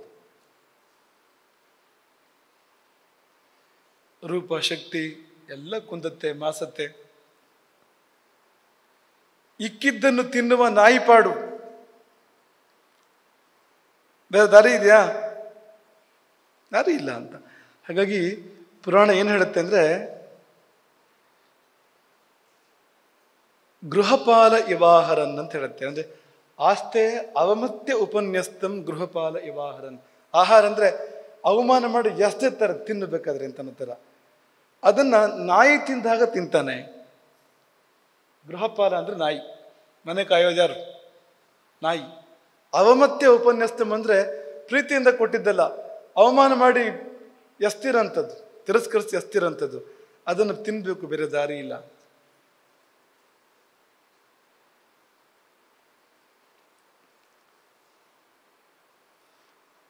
ಅಗ್ನಿ ಮಂದ, ಹಸಿವಾಗಲ್ಲ, ಜೀರ್ಣಶಕ್ತಿ ಇಲ್ಲ, ಆಹಾರ ಕಡಿಮೆ ಆಗತ್ತೆ, ಚಟುವಟಿಕೆಗಳು ಮಂದ. ತೀವ್ರ ಯಾವುದು ಅಂದ್ರೆ ಕಾಯಿಲೆ ತೀವ್ರ ಅಂತ. ಕಾಯಿಲೆ ಮೇಲೋಗ್ತಾ ಇದೆ, ಗ್ರಾಫ್ ಹೀಗಿದೆ ಕಾಯಿಲೆದು. ಆಹಾರದ್ದು ಹೀಗಿದೆ. ಅಗ್ನಿ ಶಕ್ತಿ ಚಟುವಟಿಕೆ ಎಲ್ಲ ಕೆಳಮುಖ, ಕಾಯಿಲೆ ಮೇಲ್ಮುಖ. ಇಂಥ ಸ್ಥಿತಿ ನೋಡಿ.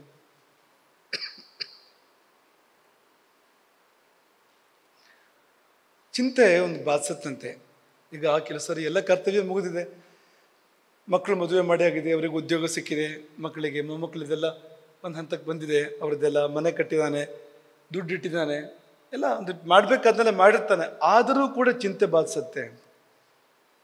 ಏನಂದರೆ ಅದು ಗೊತ್ತಿಲ್ಲದ ಜೀವ, ಹೊರಗಡೆ ಮನಸ್ಸಿಗೆ ಗೊತ್ತಿಲ್ಲ, ಜೀವಕ್ಕೆ ಗೊತ್ತು ಮುಂದೆ ಬರುವ ಆಪತ್ತಿದೆಯಲ್ಲ, ಜೀವಕ್ಕೆ ಅಂದಾಜಿದೆ, ಅದು ಅನುಭವಿಸಿ ಗೊತ್ತಿದೆ ಜೀವಕ್ಕೆ. ಹಾಗಾಗಿ ಅವ್ಯಕ್ತ ಚಿಂತೆ ಬಾಧಿಸತ್ತೆ. ವ್ಯಕ್ತ ಚಿಂತೆ ಬೇರೆ, ವಯಸ್ಸಾಯಿತು, ಯಾರು ಕೇಳಲ್ಲ, ಕಣ್ಣು ಕಾಣಿಸಲ್ಲ, ಕಿವಿ ಕೇಳಿಸಲ್ಲ, ಸಾವು ಬರ್ತಾ ಇದೆ, ಇದು ಗೊತ್ತಾಗಿ ಬರೋ ಚಿಂತೆ ಬೇರೆ. ಆದರೆ ಜೀವಕ್ಕೆ ಒಳಗೊಳಗೆ ಗೊತ್ತು ಮುಂದಾಗುವ ಅನಾಹುತ ಅಂತ. ಹಾಗಾಗಿ ಇದು ಸಾವು ಮತ್ತು ಸಾವಿನ ನಂತರ ಬರ್ತಕ್ಕಂಥ ಕಷ್ಟಗಳನ್ನ ಜೀವ ತನ್ನೊಳಗೆ ಎಣಿಸಿ ಚಿಂತೆ ಮಾಡುತ್ತೆ ಅಂತ. ಹಾಗಾಗಿ ಶಂಕರಾಚಾರ್ಯರು ಆ ಮಾತನ್ನು ಹೇಳಿದ್ದು, ಬಾಲಸ್ತಾವತ್ ಕ್ರೀಡಾಸಕ್ತ ತರುಣಸ್ತಾವತ್ತು ತರುಣೀಸಕ್ತಃ ವೃದ್ಧಸ್ತಾವತ್ತು ಬಾಲ್ಯ ಅಂದರೆ ಕ್ರೀಡೆ, ಯೌವನ ಅಂದರೆ ವಿಷಯ ಸುಖ, ಮುಪ್ಪು ಅಂದರೆ ಚಿಂತೆ. ಚಿಂತೆಯೇ ಮುಪ್ಪು ಅಂತ, ಚಿಂತೆ ಹಿಡಿಯುತ್ತೆ ಅಂತ. ವ್ಯಕ್ತ ಅವ್ಯಕ್ತ ಚಿಂತೆಗಳು ಅಂತ, ಗೊತ್ತಾಗ ವಿಷಯಕ್ಕೆ ಬರೋ ಚಿಂತೆಗಳು, ಗೊತ್ತಾಗದೇನೆ ಒಳಗೊಳಗೆ ಜೀವಕ್ಕೆ ಗೊತ್ತಾಗೋಂಥ ಚಿಂತೆಗಳು ಅಂತ ಎರಡೂ ಇದೆ ಅಲ್ಲಿ ಅಂತ. ಹಾಗಾಗಿ ತುಂಬ ಕಷ್ಟದ ಸ್ಥಿತಿ ಅನ್ನೋದನ್ನು ಹೇಳೋದು. ಇನ್ನು ಅಲ್ಲಿ ಅವನ ಕರ್ಮದಿಂದ ಯಾವುದೋ ವ್ಯಾಧಿ ಬಂದು ಅದು ಬೇರೆ ಪೀಡಿಸಿ ಕೊನೆಯ ಕಾಲ ಬಂದಾಗ ವಾಯುನೋತ್ಕ್ರಮತೋತ್ತಾರ ಕಪಸಮೃದ್ಧ ನಾಡಿಕ ಕಾಸಶ್ವಾಸಕೃತಾಯಾಸ ಹಾಗಾಗ್ಬಿಡ್ತಾನವನು ಕೊನೆ ಕ್ಷಣದಲ್ಲಿ.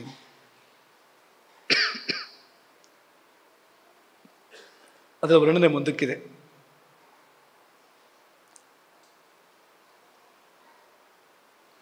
ಮುಂದಿನ ತೋರಿಸು. ನಿಮಗೆ ಇದು ನೆನಪಿದೆ, ಕಳೆದ ವರ್ಷ ಮಾಡಿರೋಂಥದ್ದು.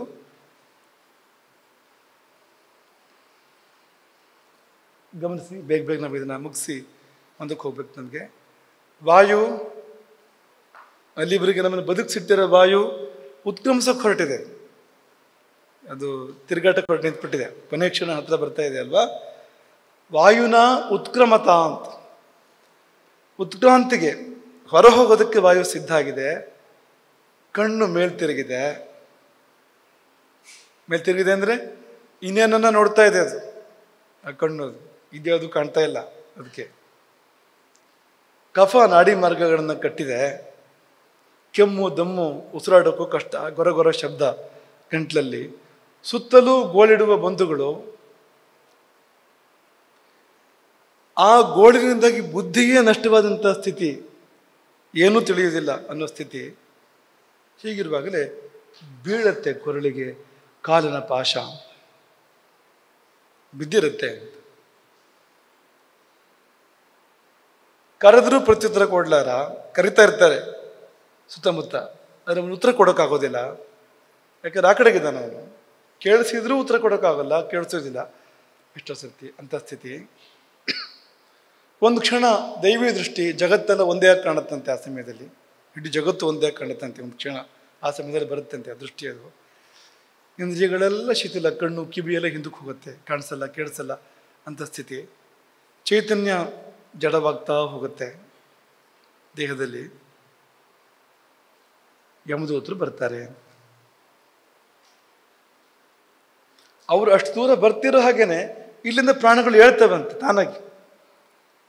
ಯಮದೂತರು ಬಂದು ಹಾಕಿ ಕೊರಳಿಗೆ ಪಾಶ ಹಾಕಿ ಎಳೆಯೋ ವಿಷಯ ಇದೆಯಲ್ಲ ಹೇಗಿದ್ದರು. ಆದರೆ ಅವರು ಹತ್ರ ಬರ್ತಿದ್ದಾಗೇನೆ ಪ್ರಾಣಗಳೆಲ್ಲವೂ ಕೂಡ ತಮ್ಮ ಸ್ಥಾನದಿಂದ ವಿಚಲಿತವಾಗ್ತವೆ.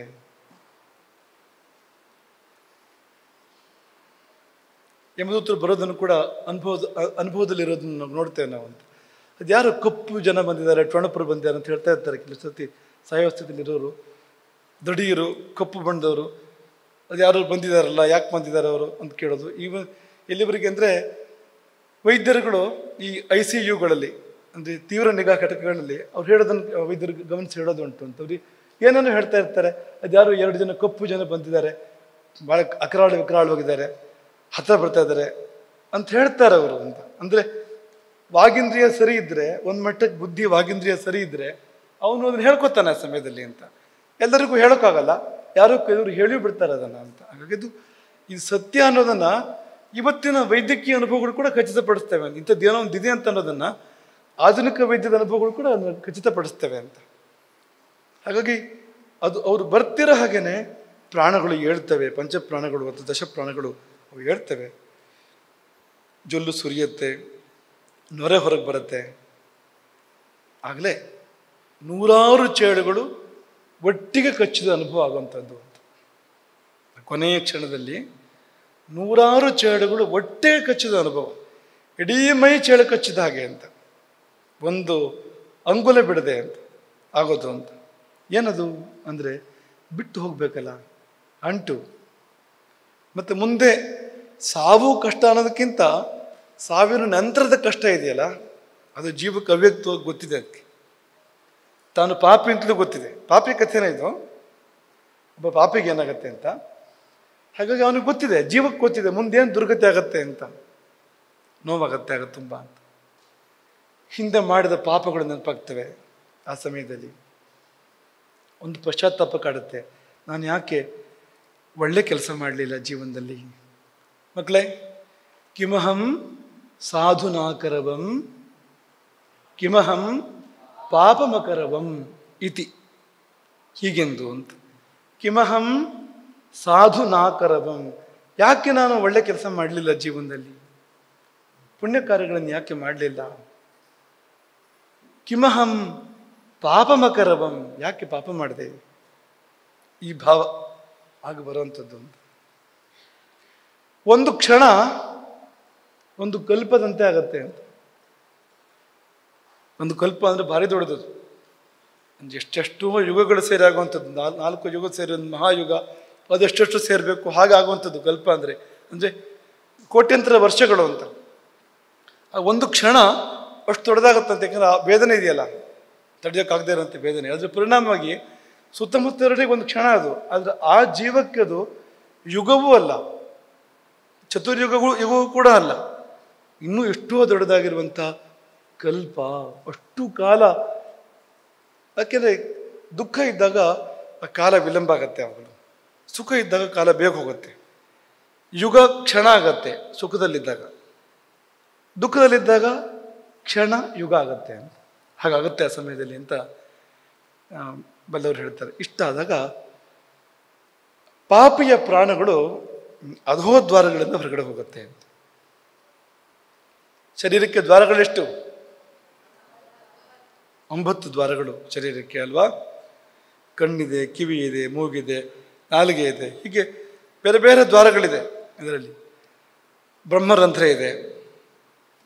ಮತ್ತೆ ಬ್ರಹ್ಮರಂಧ್ರದಿಂದ ಬೇಕಾದ್ರೂ ಹೋಗ್ಬೋದು, ಹೋದರೆ ಅವನು ಮುಕ್ತನಾಗ್ತಾನೆ. ಬ್ರಹ್ಮರಂಧ್ರದಿಂದ ಹೋದರೆ, ಕೊನೆ ಪಕ್ಷ ಮೇಲ್ಗಡೆಯಿಂದ ಎಲ್ಲಿಂದಾರು ಹೋದರೆ, ಕಣ್ಣಿಂದ ಹೋದರೆ, ಕಿವಿಯಿಂದ ಹೋದರೆ ಉತ್ತಮ ಸ್ಥಿತಿಗೆ ಎಲ್ಲಿಗೂ ಹೋಗ್ತಾನೆ ಅವನು. ಮೇಲ್ಮುಖವಾಗಿ ಹೋಗ್ತಾನಲ್ವಾ, ಎಲ್ಲೋ ಊರ್ಧ್ವಲೋಕಕ್ಕೆ ಹೋಗ್ತಾನೆ ಅವನು. ಆದರೆ ಅಧೋಮುಖವಾಗಿ ಹೋದರೆ, ಅಧೋದ್ವಾರಗಳಿಂದ, ಕೆಳಗಿನ ದ್ವಾರಗಳಿಂದ ಹೋಗ್ಬಿಟ್ರೆ ಅವನು ಪತನಾಗ್ತಾನೆ. ದೊಡ್ಡ ಕಷ್ಟಕ್ಕೆ ಸಿಕ್ಕೊಳ್ತಾನೆ, ಮಹಾ ಕಷ್ಟಕ್ಕೆ ಸಿಕ್ಕೊಳ್ತಾನೆ. ಅದು ದ್ವಾರದಿಂದ ಪಾಪಿಯ ಪ್ರಾಣಗಳು ಹೊರಗೆ ಹೋಗ್ತವೆ. ಯಮದೂತರ ವರ್ಣನೆ ಇದೆ, ನಿಮ್ಗೆ ಗೊತ್ತಿರೋಂಥದ್ದೇ. ಅದು ನೋಡಿ ತೋರಿಸ್ಬೋದು. ಅತ್ಯುಗ್ರವಾದ ರೂಪ ಅಂತ ತಗೋಬೋದು. ನಿಮ್ಗೆ ಅದನ್ನ ಹೇಳ್ತಾ ಹೋದ್ರೆ ಸುಮ್ಮನೆ ಇದು ಸಮಯ ಹೋಗುತ್ತೆ. ಇದು ಅತಿ ಘೋರ ರೂಪ. ಅದೇ ಪುಣ್ಯಾತ್ಮನ ಕರ್ಕೊಂಡು ಹೋಗೋಕ್ಕೆ ವಿಮಾನ ಬರುತ್ತೆ, ದೇವದೂತರು ಬರ್ತಾರೆ, ಅಥವಾ ಶಿವದೂತರು ಬರ್ತಾರೆ. ಶಿವಭಕ್ತ ಆದರೆ, ವಿಷ್ಣು ಭಕ್ತ ಆದರೆ ವಿಷ್ಣು ದೂತರು ಬರ್ಬೋದು. ತುಂಬ ಸುಖವಾಗಿ ಆಗುವಂಥದ್ದು. ಇಲ್ಲಿ ಹಾಗಲ್ಲ. ಯಮನದೂತರು ಬರಬೇಕಾದ್ರೆ ಅವರು ತುಂಬ ಭಯಂಕರವಾದಂಥ ರೂಪದಲ್ಲಿ ಬರ್ತಾರೆ. ಅವರು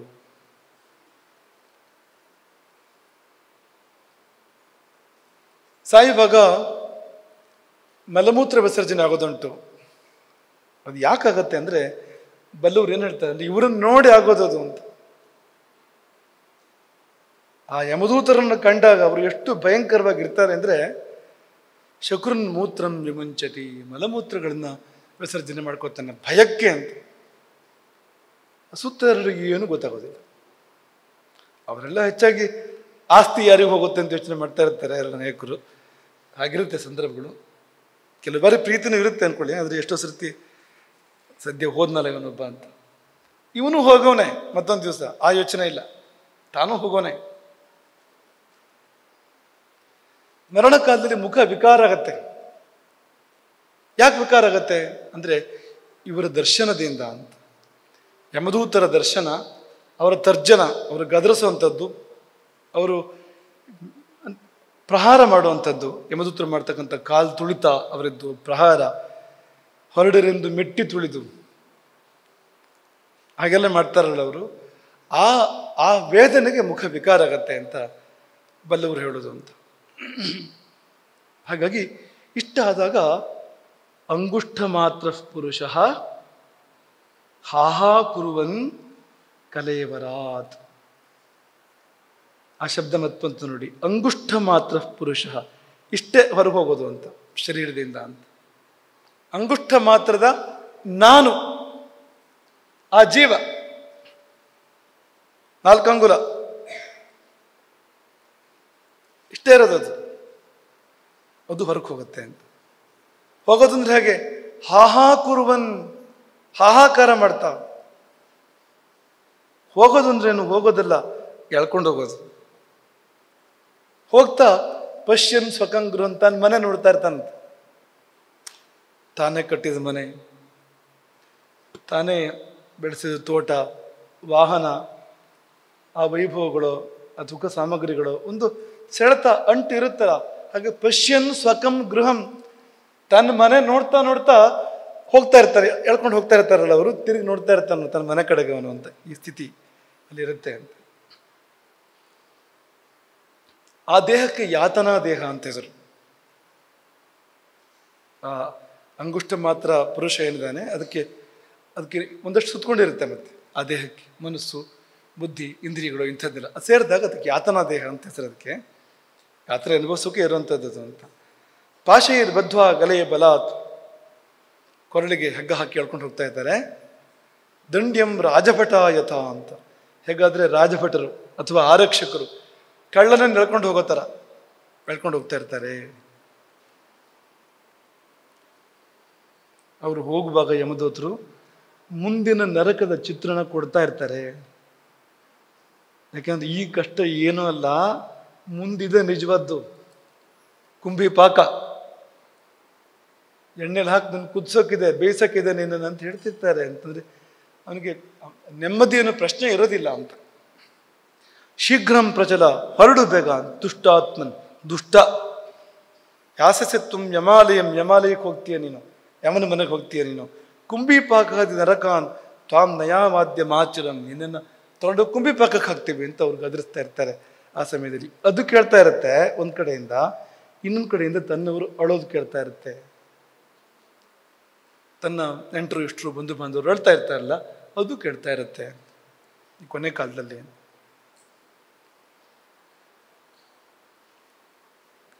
ನಿರ್ಭಿನ್ನ ಹೃದಯ ಅಂತ ಎರಡೂ ಗೋಳಿದೆಯಲ್ಲ, ಇವ್ರ ತರ್ಜನ ಈ ಕಡೆಯಿಂದ ಇವ್ರಿಗೆ ಗದರಿಸೋದು, ಅವ್ರು ಗೋಳಾಡೋದು, ಹೃದಯವೇ ಒಡೆದೋಗುತ್ತೆ. ಅಷ್ಟು ನೋವಾಗುತ್ತೆ ಆ ಸಮಯದಲ್ಲಿ. ಜಾತ ವೇಪತು ಅಂತ ನಡುಗ್ತಾ ಇರ್ತಾನೆ. ಎಳ್ಕೊಂಡು ಹೋಗ್ತಾರೆ ಅವನನ್ನು. ಹೋಗೋ ದಾರಿ ಹೇಗಿದೆ ಅಂದರೆ, ದಾರಿಯಲ್ಲಿ ನಾಯಿಗಳಿಗೆ ತಿನ್ಸ್ಕೊಳ್ತಾ ಕರ್ಕೊಂಡು ಹೋಗ್ತಾರೆ ಅಂತ. ಪತಿ ಶ್ವಭಿರ್ಭಕ್ಷ್ಯಮಾಣ, ಪಾಪಿಯಾದಾಗ ಆ ದಾರಿಯಲ್ಲಿ ಅವನು ನಾಯಿಗಳು ತಿಂತಾ ಇರ್ತವೆ ಅಂತ. ಆರ್ತೋಹಂ ಸಮನುಸ್ಮರನ್, ಆಗ ಮಾಡಿದ ಪಾಪಗಳು ಸಿನಿಮಾ ಪರದೆ ಮೇಲೆ ಕಂಡ ಹಾಗೆ ಒಂದೊಂದೇ ಅವನು ಕಣ್ಣು ಮುಂದೆ ಬರ್ತಾ ಇರುತ್ತಂತೆ. ಏನೇನು ಪಾಪಗಳನ್ನು ಮಾಡಿದೆ ಜೀವನದಲ್ಲಿ ಅಂತ. ಹಸಿವು, ಬಾಯಾರಿಕೆ, ಬಿಸಿಲು, ಈ ಬಿಸಿಲಲ್ಲ, ಅದು ಬೇರೆ ಬಿಸಿಲು. ಅಲ್ಲಿ ಹೋಗುವಾಗ ಸಿಗುವಂಥ ಬಿಸಿಲು, ಬೆಂಕಿ ಬೇರೆ ತರಹದ್ದು. ಆ ಬಿಸಿಲು, ಬೆಂಕಿ, ಹಸಿವು, ಬಾಯಾರಿಕೆ, ಇದರ ಮಧ್ಯದಲ್ಲಿ ಕಾದ ಮರಳಿನ ಮೇಲೆ ನಡೆಸ್ಕೊಂಡು ಹೋಗುವಂಥದ್ದು, ಬೆನ್ನ ಮೇಲೆ ಕಷಯ ತಾಡಿತಃ ಅಂತ ಚಾಟಿಯಿಂದ ಏಟು ಬಿಡ್ತಾ ಇರುತ್ತೆ ಬೆನ್ನಿನ ಮೇಲೆ. ನೀರು ಇಲ್ಲ, ನೆರಳು ಇಲ್ಲ ಹೋಗೋ ದಾರಿಯಲ್ಲಿ. ಮುಂದೆ ಹೆಜ್ಜೆ ಇಡೋಕ್ಕೆ ಶಕ್ತಿ ಇಲ್ಲ, ಆದರೆ ಹೆಜ್ಜೆ ಹಿಡಿದು ಹೋದರೆ ಚಾಟಿ ಏಟು ಬಿಡ್ತಾ ಇರುತ್ತೆ ಹಿಂದ್ಗಡೆಯಿಂದ ಅಂತ. ಹೆಜ್ಜೆ ಇಡಲೇಬೇಕು ಅಂತ. ತತ್ರ ಪತನ್, ಬೀಳ್ತಾ ಏಳ್ತಾ ಮೂರ್ಛಿತಃ, ಮಧ್ಯೆ ಮೂರ್ಛೆ ಹೋಗ್ತಾನೆ. ಮತ್ತೆ ಎಚ್ಚರ ಆದಮೇಲೆ ಮತ್ತೆ ಎಟ್ಕೊಟ್ಟವರು ಮುಂದಕ್ಕೆ ಓಡಿಸ್ತಾರೆ ಅವನನ್ನು. ಹೀಗೆ ಪಾಪಿ ಯಮನೂರಿಗೆ ಹೋಗ್ತಾನೆ ಇಂಥ ಸ್ಥಿತಿಯಲ್ಲಿ ಅಂತ. ಇಲ್ಲಿ 2 ಯಮಯಾತ್ರೆಗಳಿದೆ, ನೆನಪಿದೆ ನಿಮಗೆ? ಯಮಯಾತ್ರೆ 2. ಒಂದು ಬರೀ 3-4 ಗಳಿಗೆ ಅಷ್ಟೇ. ಸತ್ತ ಕೂಡಲೇ ವಾಯು ವೇಗದಲ್ಲಿ ಕರ್ಕೊಂಡೋಗಿ ಒಂದ್ಸರಿ ತೋರಿಸಿ ಕರ್ಕೊಂಡು ಬಂದು ಬಿಡ್ತಾರೆ ಪುನಃ ಅಂತ. 3-4 ಗಳಿಗೆ ಅಂತ, 4 ಮುಹೂರ್ತ ಅಂತ. ತ್ರಿಭಿರ್ ಮುಹೂರ್ತೈರ್ ದ್ವಾಭ್ಯಾಮ್, ಕೆಲವರಿಗೆ 2, ಕೆಲವರಿಗೆ 3 ಗಳಿಗೆಯಲ್ಲಿ ಕರ್ಕೊಂಡು ಹೋಗಿ 1 ಮುಹೂರ್ತದಲ್ಲಿ ಕರ್ಕೊಂಡು ಬರೋದು. ಮತ್ತೆ ಅಲ್ಲಿ ಅಷ್ಟರೊಳಗಡೆಗೆ ತೋರಿಸಿರ್ತಾರೆ ನರಕ ಯಾತನೆ, ಅಲ್ಲಿ ಬರೋ ಕಷ್ಟಗಳು, ಅದೆಲ್ಲವನ್ನೂ ಒಂದ್ಸರಿ ತೋರಿಸಿ ಕರ್ಕೊಂಡು ಬರ್ತಾರೆ. ಮುಂದಿನ ಸ್ಥಿತಿ ಏನು ಅವನದ್ದು ಅನ್ನೋದನ್ನ ನನಗೆ ಚಿತ್ರಣ ಕೊಡ್ತಾರೆ. ಮಕ್ಕಳೇ, ಈ ಕಷ್ಟ ಅನುಭವಿಸೋದಕ್ಕಿಂತಲೂ ಕಷ್ಟ ಯಾವುದು ಗೊತ್ತಾ? ಅದು ಮುಂದಿದೆ ಅನ್ನೋದಿದೆಯಲ್ಲ, ಅದು ಜಾಸ್ತಿ ಕಷ್ಟ. ಈಗ ರಸ್ತೆಯಲ್ಲಿ ಕಾಡಿದಾರಲ್ಲಿ ಹೋಗ್ತಾ ಇರ್ತೀವಿ, ಅದ್ರಲ್ಲಿ ಮುಂದೆಲ್ಲೋ ಭೂತ ಇದೆಯೇನೋ ಅಂತ ಭಾವನೆ ಇದೆಯಲ್ಲ, ಅದು ಕೂಡ ಕಷ್ಟ ಜಾಸ್ತಿ ಅಂತ. ಭೂತವೇ ಬಂದರೆ ಒಂದು 5 ನಿಮಿಷ ಮುಗಿದೋಗುತ್ತದೆ, ಏನಿದ್ರು ಅದು 5 ನಿಮಿಷ 10 ನಿಮಿಷ ಏನು ಅಂತ ಆಗೋಗುತ್ತೆ ತೀರ್ಮಾನ. ಅದಕ್ಕೆ ಮುಕ್ತಾಯ ಇದೆ, ಇದಕ್ಕೆ ಮುಕ್ತಾಯವೇ ಇಲ್ಲ ಅಂತ. ಹಾಗಾಗಿ ಕಷ್ಟಕ್ಕಿಂತಲೂ ಕಷ್ಟದ ಭಯವೇ ದೊಡ್ಡ ಕಷ್ಟ, ಕಷ್ಟದ ಪ್ರತೀಕ್ಷೆಯೇ ದೊಡ್ಡ ಕಷ್ಟ ಅಂತ. ಹಾಗಾಗಿ ಅವ್ರು ಮತ್ತೆ ಮತ್ತೆ ಮುಂದೆ ಇದೆಲ್ಲ ಕಾದಿದ್ರೆ ನನಗೆ ಅಂತದನ್ನು ಹೇಳಿ ಕೇಳಿ ತೋರಿಸಿ ಕರ್ಕೊಂಡು ಬರೋದವರು ಅಂತ. ಹೀಗಿದೆ ನಿನ್ನ ಕತೆ ಮುಂದಕ್ಕೆ ಅಂತ. ಮಾನಸಿಕವಾಗಿ ಏನಾಗುತ್ತೆ ಅನ್ನೋದನ್ನು ನಾನು ನಿಮಗೆ ಹೇಳ್ತಿರೋದು ಅಂತ. ಹಾಗಾಗಿ ಅವ್ನು ಕರ್ಕೊಂಡು ಬರೋದ್ರ ಒಳಗಡೆಗೆ, ವಾಪಸ್ ಕರ್ಕೊಂಡು ಬರೋದ್ರ ಒಳಗಡೆಗೆ ಶವದಾಹನ ಮಾಡಬೇಕು ಅಂತ ಹೇಳ್ತಾರೆ. ಸತ್ತು ಆ 3 ಮುಹೂರ್ತದ ಒಳಗೆ, 3 ಅಥವಾ 4, 3 ಅಂತ ಅಂದ್ಕೊಳ್ಳಿ, ಕಡಿಮೆ ಪಕ್ಷ ಇಟ್ಕೋಬೇಕು ಯಾವಾಗಲೂ, ಅದರೊಳಗೆ ಶವದಾಹನ ಮಾಡಬೇಕು. ಯಾಕೆಂದ್ರೆ ಬಂದು ಆ ದೇಹ ನೋಡಿದರೆ ಅವನು ತುಂಬ ಗೋಳಾಡ್ತಾನೆ. ಮತ್ತೆ ತನ್ನ ದೇಹ ನೋಡಿದರೆ ವಾಪಸ್ ಬಂದ ಮೇಲೆ ಅವನು ತುಂಬ ಗೋಳಾಡ್ತಾನೆ ಮತ್ತು ಒಳಗೆ ಹೋಗೋಕೆ ಪ್ರಯತ್ನ ಮಾಡ್ತಾನೆ, ಆಗಲ್ಲ, ಒಳಗೆ ಹೋಗೋಕ್ಕಾಗಲ್ಲ. ತಂದೆ ಶರೀರ ಅಲ್ವಾ, ತುಂಬ ಕಷ್ಟಪಡುತ್ತೆ ಜೀವ ಅಂತ. ಮೊದಲು ಸುಟ್ಟು ಮುಗಿಸೋದನ್ನ ಅಂತ, ಕೊನೆ ಪಕ್ಷ ಆ ದುಃಖ ಉಳಿಸು ಅಂತ, ಆ ಕಷ್ಟ ಉಳಿಸು ಅಂತ. ಅದೊಂದು ಕಾರಣ.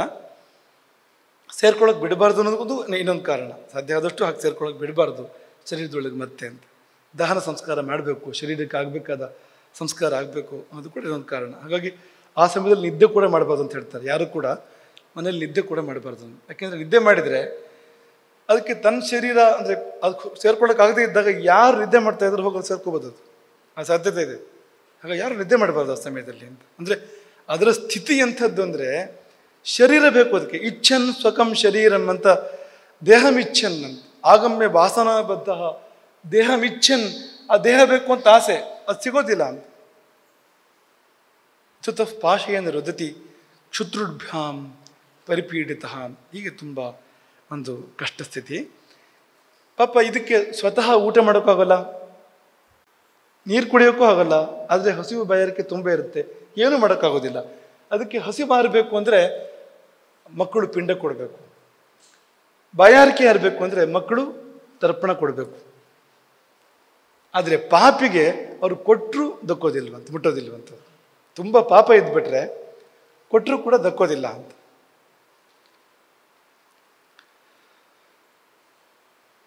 ಹಾಗಾಗಿ ಆ ಪಿಂಡ ಕೊಡೋ ಪದ್ಧತಿ 10 ದಿವಸ, 10 ದಿವಸದಲ್ಲಿ ದಿನ ಪ್ರತಿನಿತ್ಯವೂ ಕೂಡ ಪಿಂಡ ಕೊಡ್ತಾರೆ. ಆ ಪಿಂಡದಲ್ಲೂ ಪಾಲಿದನತ್ತೆ. ಆ ಪಿಂಡದಲ್ಲಿ 4 ಭಾಗ, ಅದರಲ್ಲಿ 2 ಭಾಗ ದೇಹ ಪುಷ್ಟಿಗೆ, 1 ಭಾಗ ಯಮದೂತರಿಗಂತೆ, 1 ಭಾಗ ಅವನು ಬದುಕೋದಕ್ಕೆ ಅಂತ. ಇದೊಂದು ವಿಷಯ ನಮ್ಗೆ ಗಮನಿಸೋಕಿರೋಂಥದ್ದು. 10 ದಿವಸನೂ ಪಿಂಡ ಕೊಡ್ತಾರಲ್ವ, ಪ್ರತಿ ದಿವಸ ಪಿಂಡ ಕೊಡ್ತಾರಲ್ವ, ಆ ಒಂದೊಂದು ಪಿಂಡದಿಂದ ಒಂದೊಂದು ಅವಯವ ಉತ್ಪತ್ತಿ ಆಗತ್ತೆ ಅದಕ್ಕೆ ಅಂತ. ಏನಿರಲ್ವಲ್ಲ ಅದಕ್ಕೆ. 10 ದಿವಸ ಒಂದೊಂದು ದಿವಸ ಏನು ಪಿಂಡ ಕೊಡ್ತಾರೆ, ಕೊಟ್ಟ ಪಿಂಡದಿಂದ ಒಂದೊಂದು ಅವಯವದ ಉತ್ಪತ್ತಿ ಆಗುತ್ತೆ. ಅದು ಮೊದಲನೇ ದಿನ ತಲೆ, ಆ ಥರ ಪ್ರಥಮೇಹನಿ ಯಫ್ ಪಿಂಡ ತೇನ ಮೂರ್ಧಾ ಪ್ರಜಾಯತೆ ಗ್ರೀವಾ ಸ್ಕಂಧೋ ದ್ವಿತೀಯನ. 2ನೇ ದಿನ ಕುತ್ತಿಗೆ, ಭುಜ, 3ನೇ ದಿನ ಹೃದಯ, 4ನೇ ದಿನ ಬೆನ್ನು. ಹೀಗೆ 10 ದಿನ ಕೊಟ್ಟ ಪಿಂಡದಲ್ಲಿ 10ನೇ ದಿವಸ, 9 ದಿವಸಕ್ಕೆಲ್ಲ ಅವಯವಗಳೆಲ್ಲ ಬಂದು 10ನೇ ದಿವಸಕ್ಕೆ ಒಳ್ಳೆ ಹಸಿವಾಗತ್ತೆ ಅಂತ, ಸರಿಯಾದ ಹಸಿವು ಬಾಯಾರಿಕೆ ಬರುತ್ತೆ ಅವನಿಗೆ ಅಂತ. ಇದನ್ನು ಯಾಕೆ ಹೇಳಿದ್ವು ಅಂದರೆ, ಒಂದು ವೇಳೆ ಈ ಉದಾಹರಣೆಗೆ ಈಗ 6ನೇ ದಿನ ಅಥವಾ ಒಂದು 7ನೇ ದಿನ ಪಿಂಡ ಕೊಟ್ಟಿಲ್ಲ ಅಂತ ಅನ್ಕೊಳ್ಳಿ ನೀವು, ನನಗೆ ತೊಡೆ ಇರೋದಿಲ್ಲ. 8ನೇ ದಿನ ಪಿಂಡ ಕೊಟ್ಟಿಲ್ಲ ಅಂತ ಅನ್ಕೊಳ್ಳಿ, ಮೊಣಕಾಲು ಇರೋದಿಲ್ಲ. ಅಂದರೆ ಪಿಂಡ ಕೊಡದೇ ಇದ್ದರೆ, ಕೊಟ್ಟಿದ್ದು ಸರಿಯಾಗದೇ ಇದ್ದರೆ ಆ ಅವಯವ ಇಲ್ಲ ಅಂತ, ಅಂಥ ಸ್ಥಿತಿ ಬರುತ್ತೆ ಅದಕ್ಕೆ ಅಂತ, ಆ ಪ್ರೇತಕ್ಕೆ ಅಂತ. ಅಂದರೆ ಸತ್ತ ನಂತರ ಬರ್ಬೋದಾದ ಕಷ್ಟಗಳು ಇವನ ಕೈಲಿದೆಯಾ, ಪಿಂಡ ಕೊಡೋದು ಬಿಡೋದು ಇವನ ಕೈಲಿಲ್ಲ. ಕೊಟ್ಟರೆ ಉಂಟು, ಕೊಡದಿದ್ರೆ ಇಲ್ಲ. ಎಷ್ಟು ಜನ ಕೊಡ್ತಾರೆ ಇವತ್ತು? ಕೊಟ್ಟಾಗ ಅದು ಸರಿಯಾದ ಕ್ರಮದಲ್ಲಿ ಕೊಟ್ಟರೆ ಸರಿ, ಅವಿಧಿನಾಕೃತಂ ಅಕೃತಂ. ಸರಿಯಾದ ಕ್ರಮದಲ್ಲಿ ಮಾಡದೇ ಇದ್ರೆ, ಮಾಡಿದ್ರು ಕೂಡ ಮಾಡದ ಫಲ, ಮಾಡಿದರೂ ಮಾಡದ ಫಲ, ಆ ಅವಯವೇ ಇಲ್ಲ ಮುಂದಕ್ಕೆ. ಇಂಥ ಕಷ್ಟ ಇದೆ ಅಂದಕ್ಕೆ ಇದು ನಾವು ಹೇಳಿದ್ದು. 13ನೇ ದಿವಸ ಮತ್ತೆ ದೊಡ್ಡ ಪ್ರಯಾಣ ಶುರುವಾಗತ್ತೆ. ಇಲ್ಲಿಗೆ 86,000 ಯೋಜನ ದೂರದ ಯಮಲೋಕಕ್ಕೆ ಕಾಲ್ನಡಿಗೆಯಿಂದ, ಓಡು ನಡಿಗೆಯಿಂದ ಓಡಿಸ್ತಾರಲ್ಲ, ಇಲ್ಲಿಂದ ಅಲ್ಲಿವರೆಗೂ ಪ್ರಯಾಣ ಪ್ರಾರಂಭ ಆಗುತ್ತೆ. ಅದನ್ನು ಶಾಸ್ತ್ರಗಳು ಗೃಹೀತ ಇವ ಮರ್ಕಟಃ ಅಂತ ಹೇಳಿದ್ದಾರೆ. ಈ ಮಂಗನ ಆಡಿಸೋರು ಮಂಗಕ್ಕೆ ಹಗ್ಗ ಹಾಕೊಂಡು ತಗೊಂಡೋಗಿ ಆಡಿಸ್ತಾ ಇರ್ತಾರೆ, ಆ ಥರ ಸ್ಥಿತಿ ಇರುತ್ತೆ ಅದು. ಯಮದೂತರು ಹಗ್ಗ ಹಾಕಿ ತಗೊಂಡು ಹೋಗ್ತಾರಲ್ಲ, ಹಾಗೆ ಗೃಹೀತ ಇವ ಮರ್ಕಟಃ, ಹಗ್ಗ ಹಾಕಿದ ಮಂಗದ ಹಾಗಿರ್ತಾನೆ ಆ ಸಮಯದಲ್ಲಿ ಜೀವ ಅಂತ. 12 ದಿನ ಇಲ್ಲೇ ತೊಳಲಾಟ, ಆ ಮನೆ ಸುತ್ತಮುತ್ತ ಇರ್ತಾನೆ ಅವನು, ಸತ್ತ ಜಾಗದಲ್ಲಿ, ಆತ್ಮೀಯರ ಸುತ್ತಮುತ್ತ ಅಥವಾ ಆತ್ಮೀಯವಾದ ಸ್ಥಾನಗಳ ಸುತ್ತಮುತ್ತ, ಇಲ್ಲಿ ದುಃಖ ಪಡದೆ ಬೇರೆ ಏನಿಲ್ಲ.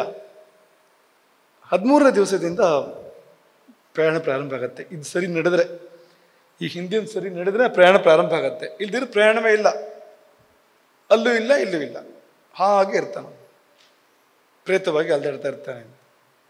ಏನಿದೆ ಅಂತ ಅದಿನ್ನೂ ಕಷ್ಟ.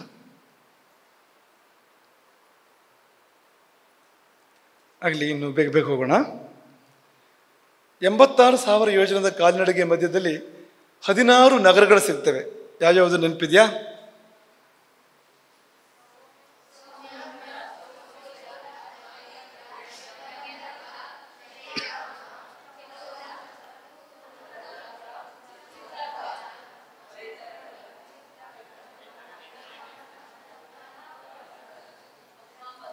ತೋರಿಸ.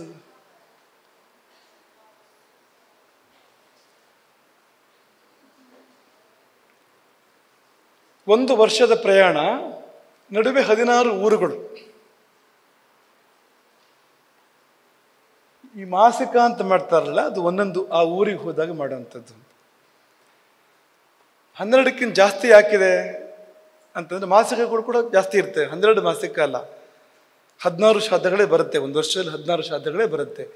ಈಗ ಅಡ್ಡ ಮಾಸಿಕ ಅಂದರೆ ಅರ್ಧ ಮಾಸಿಕ ಅಂತ ಬರುತ್ತೆ, ಅಥವಾ 6 ತಿಂಗಳಿಗಿಂತ ಮುಂಚೆ ಮಾಡೋ ಅಂಥದ್ದು ಬರುತ್ತೆ. ಇದೆಲ್ಲ ಸೇರಿದಾಗ ಅದು 16 ಆಗುತ್ತೆ ಒಟ್ಟು. ಯಾಕೆಂದರೆ 16 ಊರುಗಳಿಗೆ ಆ ಜೀವ ಹೋಗುತ್ತೆ ಅಂತ. ಒಂದು ವೇಳೆ ಆ ಮಾಸಿಕ ಮಾಡದೇ ಇದ್ರೆ ಇಲ್ಲ ಅಂದರೆ, ಈ ಜೀವ ಕಷ್ಟಪಟ್ಟು ಓಡ್ತಾ ಹೋಗ್ತಾ ಇರುತ್ತಲ್ಲ, ಪೆಡ್ತಿಂತ ಮಾಡ್ತಾ ಬಯಸ್ಕೊಳ್ತಾ ಹೋಗ್ತಾ ಇರುತ್ತಲ್ಲ, ಆ ಊರುಗಳಿಗೆ ಬಂದಾಗ ಅಲ್ಲೊಂದು ಚೂರು ಸಣ್ಣ ವಿಶ್ರಾಂತಿ, ಅಲ್ಲಿ ಇವ್ರೇನಾದ್ರು ಕೊಟ್ಟರೆ, ಇಲ್ಲಿರೋರು ಏನಾದ್ರು ಅದಕ್ಕೆ ಅನ್ನ ನೀರು ಕೊಟ್ಟರೆ, ಪಿಂಡ ತರ್ಪಣ ಕೊಟ್ಟರೆ ಅದು ಅದಕ್ಕೆ ಆಹಾರ. ಅದಕ್ಕೆ ಕೊಡದೇ ಇದ್ರೆ ಇಲ್ಲ. ಇದು ಕಲ್ಪನೆ ಇಲ್ಲದೆ ಇದ್ರಿಂದ ಎಷ್ಟೋ ಜನ ಮಾಸಿಕೆಗಳನ್ನು ಮಾಡೋದೇ ಇಲ್ಲ. ನಿಲ್ಲಿಕೆ ಮಾಡೋದೇ ಕೆಲಸ. ನಿಲ್ಲಿಕೆ ಅಂದರೆ ಮಾಸಿಕೆಗಳನ್ನು ನಿಲ್ಲಿಸೋದು ಅಂತ. ಒಂದು ವರ್ಷದಲ್ಲಿ ಮಾಡೋದನ್ನ 12 ದಿವಸದಲ್ಲಿ ಎಲ್ಲ ಮುಗಿಸ್ಬಿಟ್ಟಿರ್ತಾರೆ ಮೊದಲೇ. ಹಾಗೆ ಮಾಡಬೇಕು. ಹಾಗೆ ಮಾಡಿದಾಗ ಅದಕ್ಕೆ ಆ ಜೀವಕ್ಕೆ ಏನು ಬೇಕೋ ಅದಾಗುವಂಥದ್ದು ಅಂತ. ಆಯಿತು. ಈ 86,000 ಯೋಜನೆಗಳಿದೆಯಲ್ಲ, ದಿನಕ್ಕೆ ಎಷ್ಟು ಬರುತ್ತೆ? ಒಂದು ದಿನಕ್ಕೆ ನೆನಪಿದೆಯಾ? ಒಂದು ದಿನಕ್ಕೆ 247 ಯೋಜನೆಗಳು ಓಡಬೇಕು. ಒಂದು ದಿನಕ್ಕೆ 247 ಯೋಜನೆಗಳು ಅಂತ. ಯೋಜನಾನಾಂ ಶತದ್ವಯಂ, ಎಷ್ಟಾಯ್ತು ಲೆಕ್ಕ ಹಾಕ್ಕೊಳ್ಳಿ. ಯೋಜನಾನಾಂ ಶತದ್ವಯಂ 200 ಆಯ್ತಲ್ವಾ? 40 240 ಆಯ್ತು. ಸಪ್ತ ತಥಾ ಸಪ್ತ ಅಂತ 247 ಯೋಜನೆಗಳು ಒಂದು ದಿವಸಕ್ಕೆ ಓಡಿದ್ರೆ ಒಂದು ವರ್ಷಕ್ಕೆ ಅವನು ಯಮಲೋಕವನ್ನು ಬಿಡ್ತಾನೆ ಅಂತ. ಹಾಗೆ ವರ್ಷಾಂತ ಆಗ ಮಾಡೋವಂಥದ್ದು. ವರ್ಷಾಂತ ಕಾರ್ಯಕ್ರಮ ಏನು ಅಂದರೆ, ಹೋಗಿ ಮುಟ್ಟಿದ ಅಂತ ಪಿತೃಗಳಿಂದ ಸೇರಿಸ್ಬೇಕು ಅವನನ್ನು. ಆ ಕಾರ್ಯಕ್ರಮ ಆಗಿರುವಂಥದ್ದು ಸಪಂಡೀಕರಣ ಅಂತ ಮಾಡ್ತಾರೆ. ಹೋಗಿ ಪಿತೃಗಳೆಲ್ಲ ಅವ್ನು ಸೇರಿಸೋದು ಅಂತ. ಆಮೇಲೆ ಆಶೋಚ ಹೋಗೋದು ಇರೋರಿಗೆ. ಆ ಸಪಂಡೀಕರಣ ಆದರೆ ಅವ್ನು ಹೋಗಿ ಪಿತೃಗಳೆಲ್ಲ ಸೇರಿಕೊಂಡ್ರೆ ಇವ್ರಿಗೆ ಆಶೋಚ ಹೋಗುತ್ತೆ, ಇಲ್ಲಿದ್ರೆ ಆಶೋಚ ಹೋಗೋದಿಲ್ಲ. ಅದು ಎಲ್ಲಿವರೆಗೆ ಪ್ರೇತ ಆಗಿರುತ್ತೋ ಅಲ್ಲಿವರೆಗೆ ಇರೋರಿಗೆ ಆಶೋಚ ಹೋಗೋದಿಲ್ಲ ಅಂತ. ಅದರಿಂದ ಅಶುಚಿ, ಅದು ಪ್ರೇತ ಆಗಿರೋದ್ರಿಂದ ಅಶುಚಿ ಬರೋಂಥದ್ದು ಅಂತ. ಆಯಿತು. ಈ 86,000 ಯೋಜನೆಯಲ್ಲಿ ನಡುವೆ ಒಂದು ಕಾಡು, ಒಂದು ನದಿ ಇದೆ ಅಲ್ವಾ? 16 ಊರು, ಒಂದು ಕಾಡು, ಒಂದು ನದಿ. ಕಾಡು ಹಸಿಪತ್ರವನ, ನದಿ ವೈತರಣಿ ನದಿ. ಇದು ತುಂಬ ಭಯಂಕರವಾದಂಥ 2 ಸಂದರ್ಭಗಳು ಅಂತ ನೀವು ಕಲ್ಪನೆ ಮಾಡ್ಕೋಬೇಕು. ಯಾರಿರ್ತಾರೆ ನಮ್ಮವ್ರ ಜೊತೆಯಲ್ಲಿ ಆ ಸಮಯದಲ್ಲಿ? ಯಾರಿಲ್ಲ, ಯಾರೂ ಇಲ್ಲ. ಅದನ್ನು ನಾವು ಕಲ್ಪನೆ ಮಾಡ್ಕೋಬೇಕು. ನಮಗಿಲ್ಲಿ ಅಪ್ಪ ಅಮ್ಮ ತಮ್ಮ ಅಣ್ಣ ಅವರು ನೆಂಟರು ಇಷ್ಟರು ಮತ್ತೊಂದು ನಮ್ಗೆ ಹುಷಾರಿಲ್ಲ ಅಂದರೆ ನೋಡೋರು ಬೇರೆ ಮಾಡೋರು ಬೇರೆ ಎಲ್ಲ ಇದೆಯಲ್ಲ, ಅಲ್ಲಿ ಯಾರಿಲ್ಲ, ಒಬ್ಬಂಟಿ. ಅಲ್ಲಿ ಭೇತವ್ಯಂ ಸತತಂ, ಅದಕ್ಕೆ ನಾವು ಭಯಪಡಬೇಕು ಅಂತ. ಆ ಸ್ಥಿತಿಗೆ ನಾವು ಯಾವಾಗಲೂ ಭಯಪಡಬೇಕು. ಅದು ಬಾರದಂತೆ ಉಪಾಯವನ್ನು ಮಾಡ್ಕೋಬೇಕು. ಈಗ ಬದುಕಿರುವಾಗಲೇ ಆ ಸಂದರ್ಭ ನಮಗೆ ಬರದೇ ಇರುವಂಥ ಸ್ಥಿತಿಯನ್ನು ಏನು ಬೇಕು ಅದಕ್ಕಿರುವ ಉಪಾಯವನ್ನು ಮಾಡ್ಕೋಬೇಕು ಅಂತ. ಎಲ್ಲಿವರೆಗೆ ಅಂದರೆ ವಿಷ್ಣು ಗರುಡನಿಗೆ ಹೇಳೋದು ಈ ಕಥೆನೆಲ್ಲ ಇದನ್ನೆಲ್ಲ. ಗರುಡನ ಎದೆ ಕೂಡ ನಡುಗತ್ತಂತೆ ಅಂತ ಭಗವಂತನ ಹೇಳ್ತಾನೆ ಗರುಡನಿಗೆ. ಯಮ ಮಾರ್ಗದ ಕಥೆ ನಿನಗೆ ಹೇಳ್ತೀನಿ ಹೇಗಿರುತ್ತೆ ಅಂತ. ಮಹದ್ ದುಃಖಪ್ರದಂ, ತುಂಬ ದುಃಖಪ್ರದ. ತಚ್ಛುತ್ವ, ಅದನ್ನು ಕೇಳಿದರೆ ತ್ವಂ ನೀನು ಮಮ ಭಕ್ತೋಪಿ, ನನ್ನ ಭಕ್ತ ಶ್ರೇಷ್ಠ ಆಗಿದ್ರು ಕೂಡ ಭವಿಷ್ಯತಿ ಕಂಪಿತ, ನಡುಗ್ತೀಯ ನೀನು ಅಂತ ವಿಷ್ಣು ಗರುಡನಿಗೆ ಹೇಳೋದು. ಗರುಡ ಅಂದ್ರೆ ಏನು? ಉದುರಿಸಿದ ಒಂದು ಗರಿಯಿಂದ ಭೂಮಂಡಲ ಎತ್ತಬಲ್ಲಂಥ ಶಕ್ತಿ ಅದು. ಇಡೀ ಭೂಮಿಯನ್ನ ಉದುರಿಸಿದ ಒಂದು ಗರಿಯಿಂದ ಎತ್ತಕ್ಕೆ ಬರೋಂಥ ಅಂಥ ಶಕ್ತಿ ಇರೋಂಥ ಗರುಡ ಆ ವಿಷ್ಣುವಿನ ಬಾಯಿಂದ ಕೇಳಿದಾಗ ನಡಗಿದ್ನಂತೆ ಅಂತ. ಅಶ್ವತ್ಥದ ಎಲೆ ಥರ ನಡಗಿದ್ನಂತೆ ಅಂತ. ಅಷ್ಟು ದುಃಖದ್ದು ಅಂತ ಆ ದಾರಿ ಮತ್ತು ಆ ಸಂದರ್ಭಗಳು ಅಂತ. ಯಾಕೆಂದ್ರೆ ಅಲ್ಲೇನು ಮರದ ನೆರಳಿಲ್ಲ, ವೃಕ್ಷಛಾಯ ನತತ್ರಾಸ್ತಿ ಎತ್ತರ ವಿಶ್ರಮತೆಯ ನರಹ. ಒಂದು ವಿಶ್ರಾಂತಿ ತಗೊಳ್ಳೋಣ ಅಂದರೆ ಮರದ ನೆರಳಿಲ್ಲ, ಇಲ್ಲೂ ಕೂಡ ಊಟ ಇಲ್ಲ, ನೀರಿಲ್ಲ, ಎಲ್ಲೂ ನೀರು ಕಾಣಿಸೋದಿಲ್ಲ. ನಜಲಂ ದೃಶ್ಯತೆ ಕ್ವಾಪಿ, ಏನು ಸಿಗೋದಿಲ್ಲ. 12 ಸೂರ್ಯನ ಒಟ್ಟಿಗೆ ಉದಯ ಆದಂತೆ ಅಂತ ಬಿಸಿಲು ಅಲ್ಲಿ. ತಪಂತೆ ದ್ವಾದಶಾದಿತ್ಯಾಹ ಅಂತ, ಪ್ರಳಯ ಕಾಲದ ಬಿಸಿಲಿನಂಥ ಬಿಸಿಲು. ಮತ್ತೆ ಚಳಿ ಆದರೆ ಅದೇ ರೀತಿ ಶೀತಮಾತೆಯನ್ನು ಪೀಡಿತ ಅಂತ, ಭಯಾನಕವಾದ ಚಳಿಯಾದಾಗ ಮುಳ್ಳುಗಳು, ಸರ್ಪಗಳು, ಮಹಾವಿಷ ಸರ್ಪಗಳು, ಸಿಂಹಗಳು, ವ್ಯಾಘ್ರಗಳು, ನಾಯಿಗಳು, ಅಲ್ಲಲ್ಲಿ ಚೇಳುಗಳು ಕಚ್ಚೋದು, ತಿನ್ನೋದು, ಕೆಲವು ಕಡೆ ಬೆಂಕಿ ಸುಡೋದು, ಇದೆಲ್ಲ ಇದೆ. ಇದೆಲ್ಲದರ ಮಧ್ಯದಲ್ಲಿ ಆ ಹಸಿಪತ್ರವನ ತೋರಿಸು. ಹಸಿಪತ್ರವನ ಅಂದರೆ, ಹಸಿ ಅಂದರೆ ಕತ್ತಿ.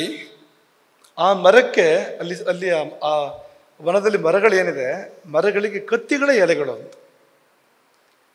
ಓಡ್ತಾ ಹೋಗ್ಬೇಕಲ್ವಾ, ಒಂದು ಎಲೆ ತಾಗಿದ್ರೆ ಚಕ್ ಅಂತ ಕತ್ತರಿಸುತ್ತೆ ಅಲ್ಲಿ ಅಂತ. ಅದು ಆಗ್ತಾನೆ ಇರುತ್ತೆ ಅಂತ. ಯಾಕಂದರೆ ದಟ್ಟ ಕಾಡಲ್ವಾ ಅದು, ಕಾಡಿನ ಮಧ್ಯೆ ಓಡ್ತಾ ಇರಬೇಕು. ನೀವು ಕಾಡಿನ ಮಧ್ಯೆ ಓಡೋಗೋ ಕಲ್ಪನೆ ಮಾಡ್ಕೊಳ್ಳಿ. ಒಂದೊಂದು ಎಲೆ ತಾಗಿದ್ರು ಕತ್ತಿ ತೆಗೆದಾಗ ಆಗೋದಾದ್ರೆ ಒಂದು ವೇಳೆ ಏನಾಗ್ಬೋದು? ಚಿನ್ನ ಭಿನ್ನನಾಗ್ತಾ ಹೋಗ್ತಾನೆ ಅಂತ, ತುಂಡಾಗ್ತಾ ಹೋಗ್ತಾನೆ ಅವನು ಅಂತ ಹೋಗ್ಬೇಕಾದ್ರೆ ಅನ್ನೋ ಹಾಗೆ ವಿವರಣೆ ಮಾಡಿದೆ. ಅದು ದೂರ ಎಷ್ಟು ಅಂದರೆ 2000 ಯೋಜನೆ ಅದು ಆ ಕಾಡಿದ್ದು. ವಿವರಣೆಗಳಿದೆ ಅಲ್ಲಿ. ಕ್ರೂರ ಪಕ್ಷಿಗಳು, ಹೊದ್ದು, ಸೊಳ್ಳೆನೋ ನೊಣನೋ ಅಂದರೆ ಕಚ್ಚುವ ಕ್ರಿಮಿಗಳು ಹಾರಾಡುವಂಥದ್ದು, ಪಕ್ಷಿಗಳು ಅಂಥದ್ದು, ಕಾಡುಗಿಚ್ಚು, ಕತ್ತಲೆ ಬಾವಿಗಳಲ್ಲಿ ಬೀಳುವಂಥದ್ದು, ಅಂಧಕೂಪಗಳು, ಅಥವಾ ಪರ್ವತದ ನೆತ್ತಿಯಿಂದ ಕೆಳಗೆ ತಳ್ಳುವ ಅಂಥದ್ದು ಮಧ್ಯದಲ್ಲಿ ಅಲ್ಲಿ. ಆಮೇಲೆ ಕತ್ತಿ ಅಲುಗಿನ ಮೇಲೆ ನಡೆಯುವಂಥದ್ದು. ಅಂದರೆ ಮಧ್ಯೆ ಪ್ರಪಾತ ಇರುತ್ತೆ, ಆ ಕಡೆ ಹೋಗ್ಬೇಕು ಅಂದರೆ ಮಧ್ಯೆ ಕತ್ತಿ ನೆಟ್ಟಿರ್ತಾರೆ, ಅದನ್ನ ಕತ್ತಿ ಮೇಲೆ ನಡ್ಕೊಂಡು ಹೋಗ್ಬೇಕು. ಕತ್ತಿ ಮೇಲೆ ನಡಿಬೇಕಾದ್ರೆ ಅದು ಬಿಸಿ ಇರುತ್ತೆ, ಕತ್ತಿ ಕಾದಿರುತ್ತೆ ಕತ್ತಿದು. ಕಾಲು ಹಾಗೆ ಇಟ್ಕೊಂಡ್ರೆ ಸುಡುತ್ತೆ, ಅದು ಜೋರಾಗಿಟ್ರೆ ಕೊಯ್ಯುತ್ತೆ, ಕತ್ತರಿಸ್ತದೆ ಅದು. ಹಾಗಾಗಿ ಅದನ್ನು ಹಸಿಧಾರ ಅಂತ ಹೇಳ್ತಾರೆ. ಮುಳ್ಳಿನ ಮೇಲೆ ನಡೆಯೋದು, ಗಾಢಾಂಧಕಾರವು, ನೀರಲ್ಲಿ ಮುಳುಗಿ ಇಡೋದು, ಅಥವಾ ಜಿಗಳುಗಳು ಇರುವಂಥ ಕೆಸರ ಸಿಕ್ಕಾಕೊಳ್ಳೋದು. ಆಮೇಲೆ ಕಾದ ಕೆಸರು ಅಂತ, ಇದೊಂದು ಹೊಸದು.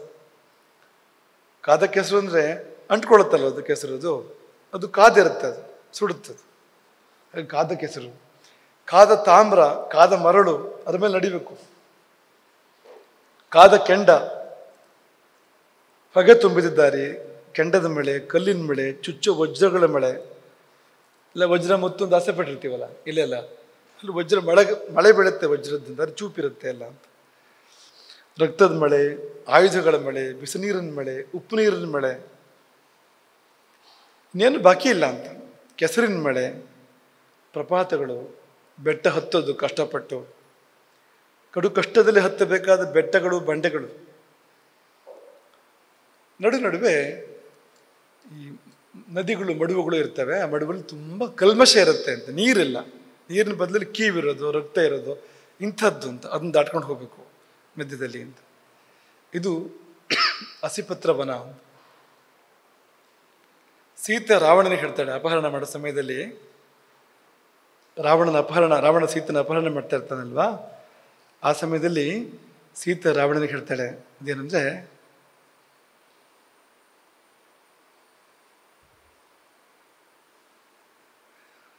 ನಿನಗೆ ಹಸಿಪತ್ರ ವನ ಕಾದಿದೆ, ವೈತರಣಿ ಬೇಕಾ ನಿನಗೆ, ಹಸಿಪತ್ರ ವನ ಬೇಕಾ ನಿನಗೆ, ಮರಗಳೆಲ್ಲ ಚಿನ್ನದಂಗೆ ಕಾಡ್ತಾ ಇದೆ ನಿನಗೆ, ಚಿನ್ನದಂತೆ ಮರಗಳು ಕಾಣೋದು ಸಾವಿನ ಸೂಚನೆ, ಅದು ಸಾಯ್ತಾನೆ ಅಂತ ಅರ್ಥ. ಅದಕ್ಕೆ ನದೀಂ ವೈತರಣೀಂ ಘೋರಾಂ ರುಜಿರೌಘ ನಿವಾಹಿನೀಂ, ಸೀತೆ ಹೇಳಿದ ಮಾತು ಇದು. ರಕ್ತವೇ ನೀರು, ಅಲ್ಲಿ ರಕ್ತ ಪ್ರವಾಹವೇ ಅದು ಅಂತ. ಅಂತಹ ಘೋರವಾದ ವೈತರಣಿ ನದಿ, ಹಸಿಪತ್ರ ವನಂಚೈವ, ಹಸಿಪತ್ರ ವನ ಭೀಮ್ ಭಯಂಕರವಾಗಿರುವಂಥದ್ದು, ನೀನು ನೋಡ್ತೀಯ ಅದನ್ನ ಅಂತ ಸೀತೆ ರಾವಣನಿಗೆ ಹೇಳುವಂಥದ್ದು. ಹಾಗಾಗಿ ಅದು ಸತ್ಯ ಅದು ಅಂತ. ಯಾವುದು ಈ ಹಸಿಪತ್ರ ವನ ಅನ್ನೋದು ಬರೀ ಕಲ್ಪನೆ ಅಂತ ಅನ್ಕೋಬೇಡಿ, ಸೀತೆ ಬಾಯಲ್ಲಿ ಬಂದಿದೆ ಆ ಮಾತು ಅಂತ. ಆಮೇಲೆ ನಡುವೆ ಸಿಗುವಂಥ ವೈತರಣಿ ನದಿ,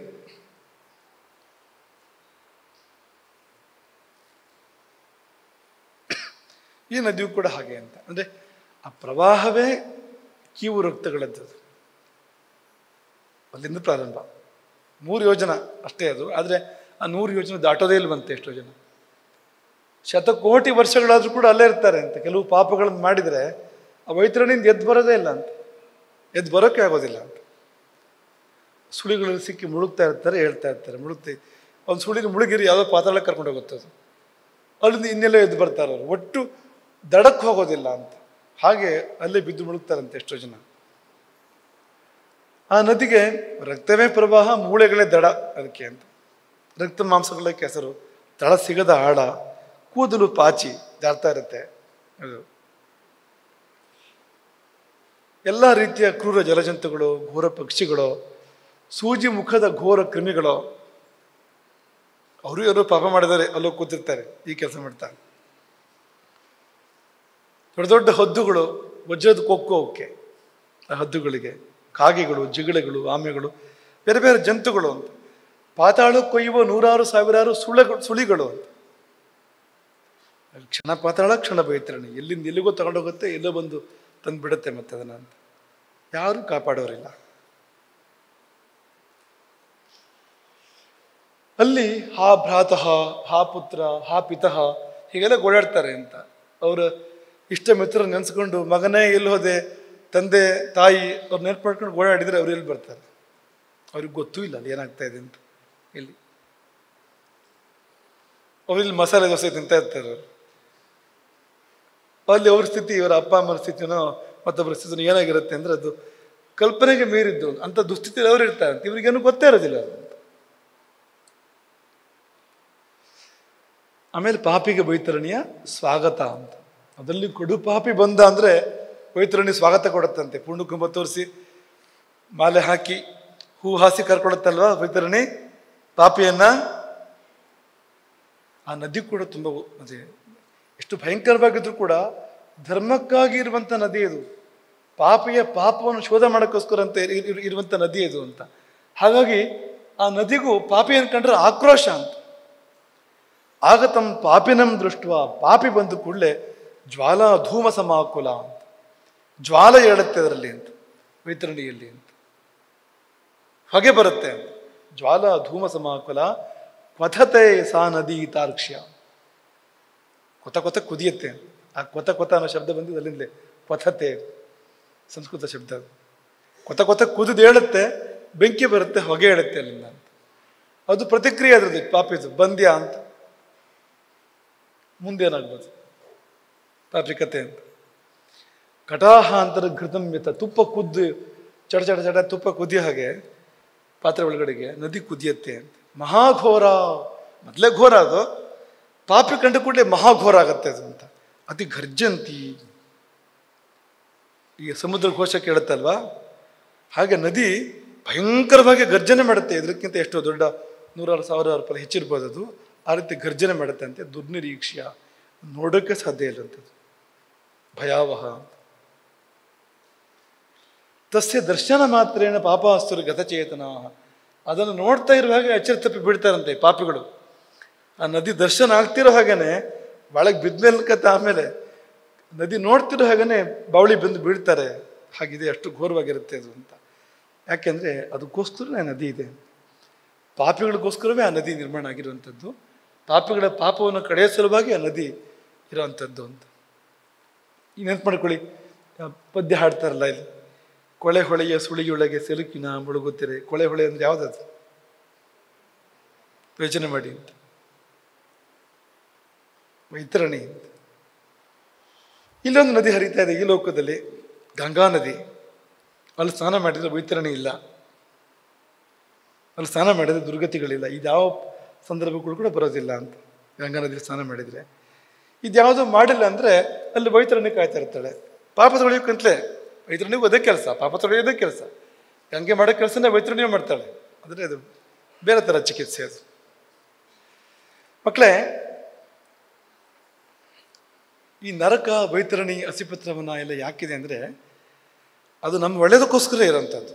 ಜೀವಿಗಳು ತಮ್ಮ ಪಾಪ ತಾವು ಕಳ್ಕೊಳ್ಬೇಕು. ಕಳ್ಕೊಳ್ಳದೇ ಇದ್ದರೆ ಪ್ರಕೃತಿನೇ ಕಳೆಯೋ ವ್ಯವಸ್ಥೆ ಮಾಡುತ್ತೆ, ಅದನ್ನು ಶುದ್ಧ ಮಾಡೋ ವ್ಯವಸ್ಥೆ ಮಾಡುತ್ತೆ ಪ್ರಕೃತಿನೇ. ಅದು ಸ್ವಲ್ಪ ಕಷ್ಟ ಆಗತ್ತೆ, ಆ ವ್ಯವಸ್ಥೆ ಸ್ವಲ್ಪ ಕಷ್ಟ ಆಗುತ್ತೆ ಅಲ್ವಾ. ಈ ತಾಯಿ ಸ್ನಾನ ಮಾಡಿಸ್ಬೇಕಾದ್ರೆ ಮಕ್ಕಳು ಅಳ್ತವೆ, ಶಿಶುಗಳು ಸ್ವಲ್ಪ ದೊಡ್ಡವರು ಬಂತು ಕೊಂಚ ಸ್ನಾನ ಮಾಡಿಸ್ಬೇಕಾದ್ರೆ ತಾಯಿ ಅಳ್ತವೆ ಜೋರಾಗಿ. ಏನೋ ಕಷ್ಟ ಆಗತ್ತೆ ಅಂತ ಅರ್ಥ ಅದಕ್ಕೆ ಅಂತ. ಸ್ನಾನ ಮಾಡಿಸೋದು ಯಾಕೆ ಅಂದರೆ ಶುದ್ಧ ಮಾಡೋ ಸಲುವಾಗಿ ಅಂತ. ಹಾಗೆ ಈ ನರಕ ಅಂತ ಯಾಕಿದೆ ಅಂದರೆ ಜೀವಿಗಳ ಪಾಪವನ್ನು ಕಡಿಬೇಕು ಅಂತ ಚಿಕಿತ್ಸೆ ಅದು. ಚಿಕಿತ್ಸಾ ಕೇಂದ್ರ, ಆಪರೇಷನ್ ಥಿಯೇಟ್ರಲ್ಲೇ ಇದೆ ಅದರಲ್ಲಿ.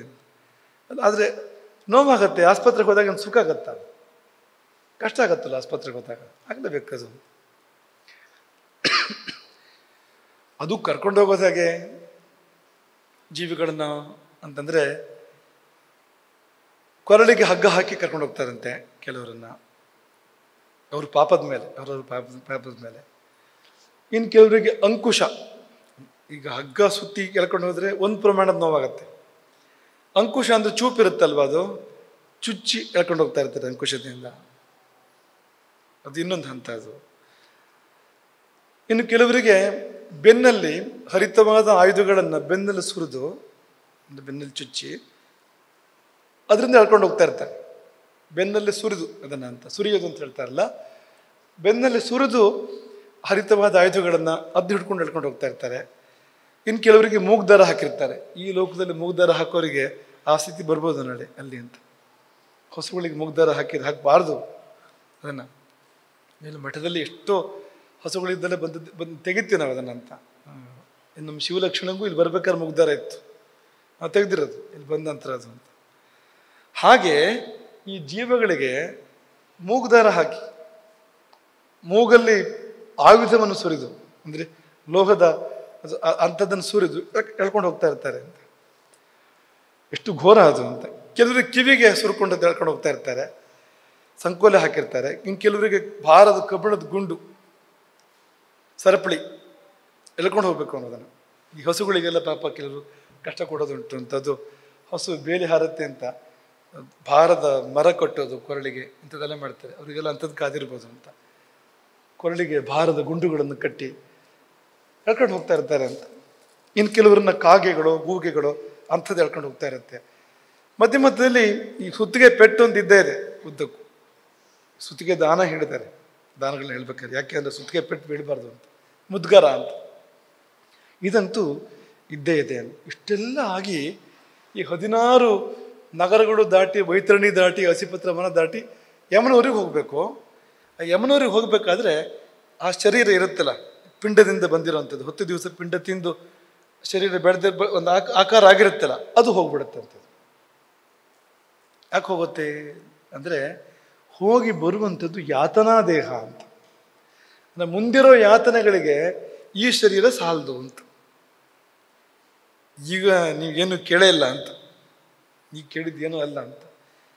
ಈ ಮುಂದಿರೋ ಯಾತನೆಗಳಿದೆಯಲ್ಲ, ಆ ಮುಂದಿರೋ ಯಾತನೆಗಳನ್ನು ಈ ಶರೀರದಿಂದ ತಡ್ಕೊಳ್ಳೋಕೆ ಆಗೋದಿಲ್ಲ ಅಂತ ಒಂದು ಸ್ಪೆಷಲ್ ಶರೀರ, ಅಂದರೆ ನೋವು ತಡ್ಕೊಳ್ಳೋಕೆ ಅಂತ ಒಂದು ಬೇರೆ ಶರೀರ ಬರುತ್ತೆ, ಅದ್ರ ಜೊತೆಗೆ ಅವನು ಪ್ರವೇಶ ಮಾಡ್ತಾನೆ. ಅದಕ್ಕೆ ಹೆಸರೇ ಯಾತನಾ ದೇಹ ಅಂತ. ಆ ದೇಹದ ಹೆಸರೇ ಯಾತನಾ ದೇಹ ಅಂತ ಹೆಸರು ಅದಕ್ಕೆ ಅಂತ. ಆ ಯಾತನಾ ದೇಹದ ಜೊತೆಯಲ್ಲಿ ಅವನು ಯಮಲೋಕವನ್ನು ಪ್ರವೇಶ ಮಾಡ್ತಾನೆ ಜೀವ ಅಂತ. ಇದು ಯಮ ಶಿಕ್ಷೆ ವಿಧಿಸಿದ್ದಲ್ಲ, ಇದೇನೋ ಅದು ಮುಂದಿದೆ. ಇದು ಯಮನ ಹತ್ರ ಹೋಗೋ ದಾರಿ ಅಷ್ಟೇ, ಇದು ಬೇರೆ ಏನಲ್ಲ ಅಂತ. ಮುಂದಕ್ಕೆ ಯಮಪುರ ಪ್ರವೇಶ ಅದೆಲ್ಲ ತುಂಬ ಇದೆ. ಚಿತ್ರಗುಪ್ತ, ಯಮಧರ್ಮನ ದರ್ಶನ, ಅದೇ ಅತ್ಯಂತ ಭಯಂಕರ ಅದು. ಯಮಧರ್ಮನ ದರ್ಶನ, ಅಲ್ಲಿ ಪಾಪಿಗಳ ಆ ಗೋಳಾಟ, ಅವ್ರ ಮುಂದೆ ನಿಂತು ಒದ್ದಾಡೋದು, ಗಡಗಡ ನಡುಗುವಂಥದ್ದು ಅವರು. ಅಲ್ಲಿ ಚಿತ್ರಗುಪ್ತ ಕೇಳುವಂಥ ಪ್ರಶ್ನೆಗಳು, ಇಂತಿಂಥ ತಪ್ಪು ನೀನು ಮಾಡಿದೆಯಲ್ವಾ ಅಂತ ಕೇಳೋದು, ಸುಳ್ಳು ಹೇಳೋಕ್ಕಾಗೋದಿಲ್ಲ. ಅಲ್ಲಿ ತುಂಬ ಇದೆ. ಆ ಚಿತ್ರಗುಪ್ತ ಆ ಜೀವಿಗಳನ್ನು ಗದರಿಸುವಂಥದ್ದು, ಯಾಕಿಂಥ ಕೆಲಸಗಳನ್ನು ಮಾಡಿದೆ ಅಂತ ಗದರಿಸುವಂಥದ್ದು. ಕೊನೆಯಲ್ಲಿ ಯಮ ಶಿಕ್ಷೆ ವಿಧಿಸುವಂಥದ್ದು, ಇಂತಿಂಥ ನರಕಗಳು ಆ ಶಿಕ್ಷೆಗೆ ಅಂತೇಳಿ ಶಿಕ್ಷೆ ವಿಧಿಸುವಂಥದ್ದು, ಅದರಲ್ಲಿ ಮುಂದಕ್ಕಿರುವಂಥದ್ದು. ಆದರೆ ಯಮನ ದರ್ಶನ ಆಗಬೇಕಾದ್ರೆ, ಯಮ ದೇವತೆ ಅಲ್ವಾ, ಯಮನ ಘೋರ ದರ್ಶನ ಆಗಬೇಕು ಅಂದರೆ ಒಂದು ಮಟ್ಟದ ಪಾಪ ಹೋಗಬೇಕು ಅಂತ. ಅದಕ್ಕೆ ಇಷ್ಟು ಪ್ರಕ್ರಿಯೆ. ಮೊದಲು ದಂಡವನ್ನು ಯಮ ವಿಧಿಸ್ಬೇಕು, ಶಿಕ್ಷೆಯನ್ನು ಯಮ ವಿಧಿಸ್ಬೇಕು. ಯಮ ವಿಧಿಸ್ಬೇಕು ಅಂದ್ರೆ ಯಮನ ನೋಡೋಂಥ ಯೋಗ್ಯತೆ ಬರಬೇಕಲ್ಲ, ಒಂದಿಷ್ಟು ಪಾಪ ಕಳ್ಕೊಳ್ಬೇಕಾಗತ್ತೆ ಅಂತ. ಹಾಗಾಗಿ ಈ 1 ವರ್ಷದಲ್ಲಿ ಒಂದಿಷ್ಟು ಪಾಪಗಳನ್ನು ಕಳ್ಕೊಳ್ಬೇಕಾಗತ್ತೆ. ಅವನು ಕಳ್ಕೊಂಡ್ಮೇಲೆ ಯಮನ ದರ್ಶನ ಆಗುವಂಥದ್ದು. ಆಮೇಲೆ ಯಮ 84 ಲಕ್ಷ ನರಕಗಳಿದೆ, ಅದರಲ್ಲಿ ಯಾವ್ಯಾವ ನರಕ ಯಾರಿಗೆ ಅಂತ ಯಮ ವಿಧಿಸ್ತಾನೆ. ಆ ನರಕ ಮುಗಿದ ಮೇಲೆ ಉಳಿದು ಪಾಪಗಳನ್ನ ಅನುಭವಿಸೋಕ್ಕೋಸ್ಕರವಾಗಿ ಇಲ್ಲಿ ಕ್ರಿಮಿ ಕೀಟ ಆಗಿ ಹುಟ್ಟಬೇಕು, ಪ್ರಾಣಿ ಪಕ್ಷಿಗಳಾಗಿ ಹುಟ್ಟಬೇಕು. ಆಮೇಲೆ ಅಲ್ಲೇ ಮುಗಿಯೋದಿಲ್ಲ ಪೂರ್ತಿ ಅದು. ಇಲ್ಲಿ ಕ್ರಿಮಿಕೀಟ ಪ್ರಾಣಿ ಪಕ್ಷಿಗಳಾಗಿ ಹುಟ್ಟಿ ಕಷ್ಟಪಟ್ಟು ಆ 84 ಲಕ್ಷ ಯೋನಿಗಳನ್ನು ದಾಟಿ ಇಲ್ಲಿ ಮತ್ತೆ ಮನುಷ್ಯನಾಗಿ ಬರುವಂಥದ್ದು ಅಂತ. ಇದೊಂದು ಗೋಲ್ಡನ್ ಅಪರ್ಚುನಿಟಿ, ಇದೊಂದು ಸ್ವರ್ಣಾವಕಾಶ. ಮನುಷ್ಯನಾಗಿ ಹುಟ್ಟಿದಾಗ ಪೂರ್ತಿ ಬಿಡುಗಡೆ ಮಾಡ್ಕೊಳ್ಳೋಕೆ ಅವಕಾಶ ಇದೆ. ಎಲ್ಲ ಪಾಪಗಳಿಂದ ಬಿಡುಗಡೆಯಾಗಿ ಉತ್ತಮ ಗತಿ ಹೊಂದೋಕೆ ಅವಕಾಶ ಇದೆ, ಬೇರೆ ಎಲ್ಲೂ ಇಲ್ಲ. ದೇವಲೋಕದಲ್ಲಿ ದೇವತೆಯಾದರೂ ಅವಕಾಶ ಇಲ್ಲ, ಯಕ್ಷಲೋಕಕ್ಕೆ ಹೋಗಿ ಯಕ್ಷ ಆದರೂ ಕೂಡ ಅವಕಾಶ ಇಲ್ಲ, ನಾಗಲೋಕದ ನಾಗನಾದರೂ ಅವಕಾಶ ಇಲ್ಲ, ಪ್ರಾಣಿ ಪಕ್ಷಿಗಳಿಗೂ ಅವಕಾಶ ಇಲ್ಲ. ಮನುಷ್ಯ ಜನ್ಮದಲ್ಲಿ ಮಾತ್ರವೇ ಈ ಪಾಪಗಳನ್ನು ಕಳ್ಕೊಳ್ಳೋದಕ್ಕೆ, ಪುಣ್ಯ ಸಂಪಾದನೆ ಮಾಡೋದಕ್ಕೆ, ಉತ್ತಮ ಗತಿ ಹೊಂದೋದಕ್ಕೆ ಅವಕಾಶ ಇದೆ. ಆದರೆ ಇಂಥ ಸುವರ್ಣ ಅವಕಾಶವನ್ನು ನಾವು ವ್ಯರ್ಥ ಮಾಡಿಬಿಡ್ತೇವೆ. ಸಣ್ಣ ಸಣ್ಣ ಸುಖಗಳಿಗಾಗಿ ಪಾಪಗಳನ್ನು ಮಾಡ್ತೇವೆ, ಮತ್ತಷ್ಟು ಪಾಪಗಳನ್ನು ಮಾಡ್ತೇವೆ. ಪುನರ್ದರಿದ್ರ ಪುನರೇವ ಪಾಪಿ ಅಂತ ಮತ್ತೆ ಕಾದಿರುತ್ತದೆ. ಇದು ಸಂಸಾರ ಅಂತ. ಹೋಗ್ತಾನೆ ಬೀಳ್ತಾನೆ ಬರ್ತಾನೆ, ಮತ್ತೆ ಪಾಪ ಮಾಡ್ತಾನೆ, ಹೋಗ್ತಾನೆ ಬೀಳ್ತಾನೆ ಬರ್ತಾನೆ, ಮತ್ತೆ ಪಾಪ ಮಾಡ್ತಾನೆ, ಹೋಗ್ತಾನೆ ಬೀಳ್ತಾನೆ ಬರ್ತಾನೆ. ಚಕ್ರ ಸುತ್ತುತ್ತಾ ಇರುತ್ತೆ ಇದು. ಇದರಿಂದ ನಾವು ಆಚೆ ಬರೋದು ಹೇಗೆ ಅನ್ನೋದನ್ನು ಚಿಂತಿಸ್ಬೇಕು. ಯಾಕೆ ಇದನ್ನೆಲ್ಲ ಹೇಳಿದ್ರು ಅಂದರೆ ನಿಮ್ಮನ್ನ ಭಯಪಡಿಸೋಕೆ ಹೇಳಿದ್ದಲ್ಲ ಇದು. ಆದರೆ ಮುಂದಿದೆ ಇದು, ಇದನ್ನು ತಪ್ಪಿಸ್ಕೊಳ್ಳೋದು ಹೇಗೆ ನಾವು ಅಂದರೆ ದಾರಿಗಳನ್ನು ಅಲ್ಲೇ ಹೇಳಿದ್ದಾರೆ. ಎಲ್ಲಿ ಇದನ್ನೆಲ್ಲ ಹೇಳಿದಾರೋ ಅದೇ ಜಾಗದಲ್ಲೇ ಏನು ಮಾಡಿದರೆ ಯಮದರ್ಶನ ಆಗೋದಿಲ್ಲ, ಘೋರ ಯಮದರ್ಶನ, ಯಮದೂತರ ದರ್ಶನ ಏನು ಮಾಡಿದರೆ ಆಗೋದಿಲ್ಲ. ನೆನಪಿದ್ಯಾ? ಭಜಗೋವಿಂದಂ. ಭಗವದ್ಗೀತಾ ಕಿಂಚಿದಧೀತ ಗಂಗಾಜಲಲವ ಕಣಿಕಾಪೀತ ಸಕೃದಪಿ ಏನ ಮುರಾರಿ ಸಮರ್ಚ ಕ್ರಿಯತೆ ತಸ್ಯ ಯಮೇನ ನ ಚರ್ಚಾ. ಭಗವದ್ಗೀತೆಯ 1 ಅಧ್ಯಾಯ, 1 ಶ್ಲೋಕ, 1 ಪಾದ, 1 ಪದವಾದರೂ ಕಿಂಚಿದಧೀತ ಅಂತ ನಮ್ಮ ಮನಸ್ಸಿಗೆ ಬಂದರೆ,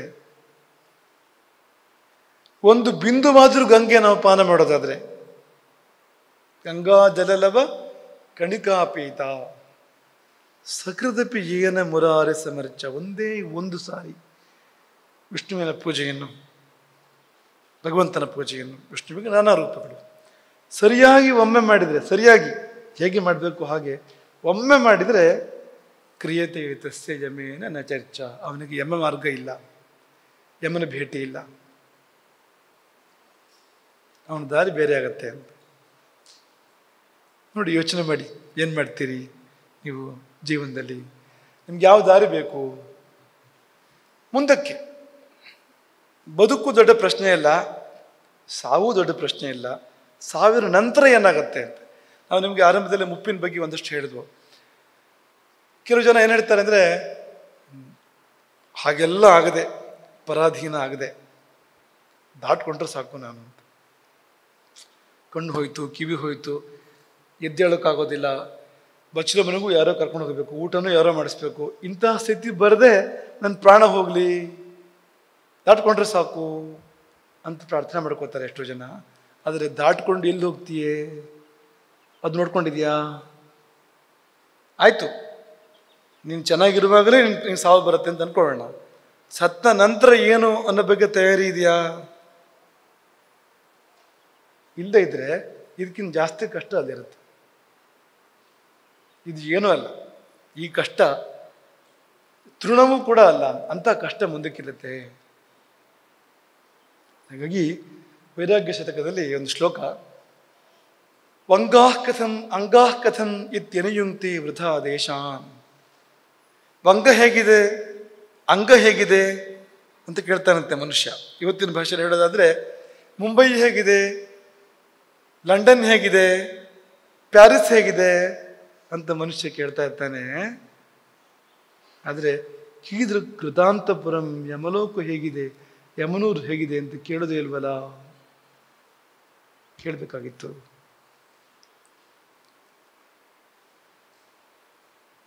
ಅದು ನೋಡಬೇಕಾಗಿತ್ತು, ಇದು ನೋಡಬೇಕಾಗಿತ್ತು, ಆ ಊರಿನ ಬಗ್ಗೆ ತಿಳ್ಕೊಬೇಕಾಗಿತ್ತು, ಈ ಊರಿನ ಬಗ್ಗೆ ತಿಳ್ಕೊಬೇಕಾಗಿತ್ತು ಅಂತೆಲ್ಲ ನಡೆಯುತ್ತೆ ತುಂಬ. ಏನು ಉಪಯೋಗ ಇಲ್ಲ ಅದರಿಂದ. ಆದರೆ ಕೀದ್ರ ಕೃತಾಂತಪುರಂ, ಹೋಗಲೇಬೇಕಾದ ಸ್ಥಾನ ಇದೆ ಮುಂದೆ ಒಂದು. ನೀವು ದಾರಿಗಳು ಬೇರೆ ಆಗ್ಬೋದು, ಪೂರ್ವ, ಪಶ್ಚಿಮ, ಉತ್ತರ, ದಕ್ಷಿಣ ಯಾವುದಾದ್ರೂ ಆಗ್ಬೋದು, ಹೋಗ್ಬೇಕು ಅಲ್ಲಿಗೆ. ಅಲ್ಲಿ ಮೂಲಕನೇ ಮುಂದಕ್ಕೆ ಹೋಗುವಂಥದ್ದು ಅನಿವಾರ್ಯ. ಅದು ಅಲ್ಲಿಗಂತೂ ಹೋಗಲೇಬೇಕು, ಜಂಕ್ಷನ್ ಅದು. ಅದು ಹೇಗಿರುತ್ತೆ ಅಂತ ಯಾಕೆ ತಿಳ್ಕೊಳ್ಳಿಲ್ಲ?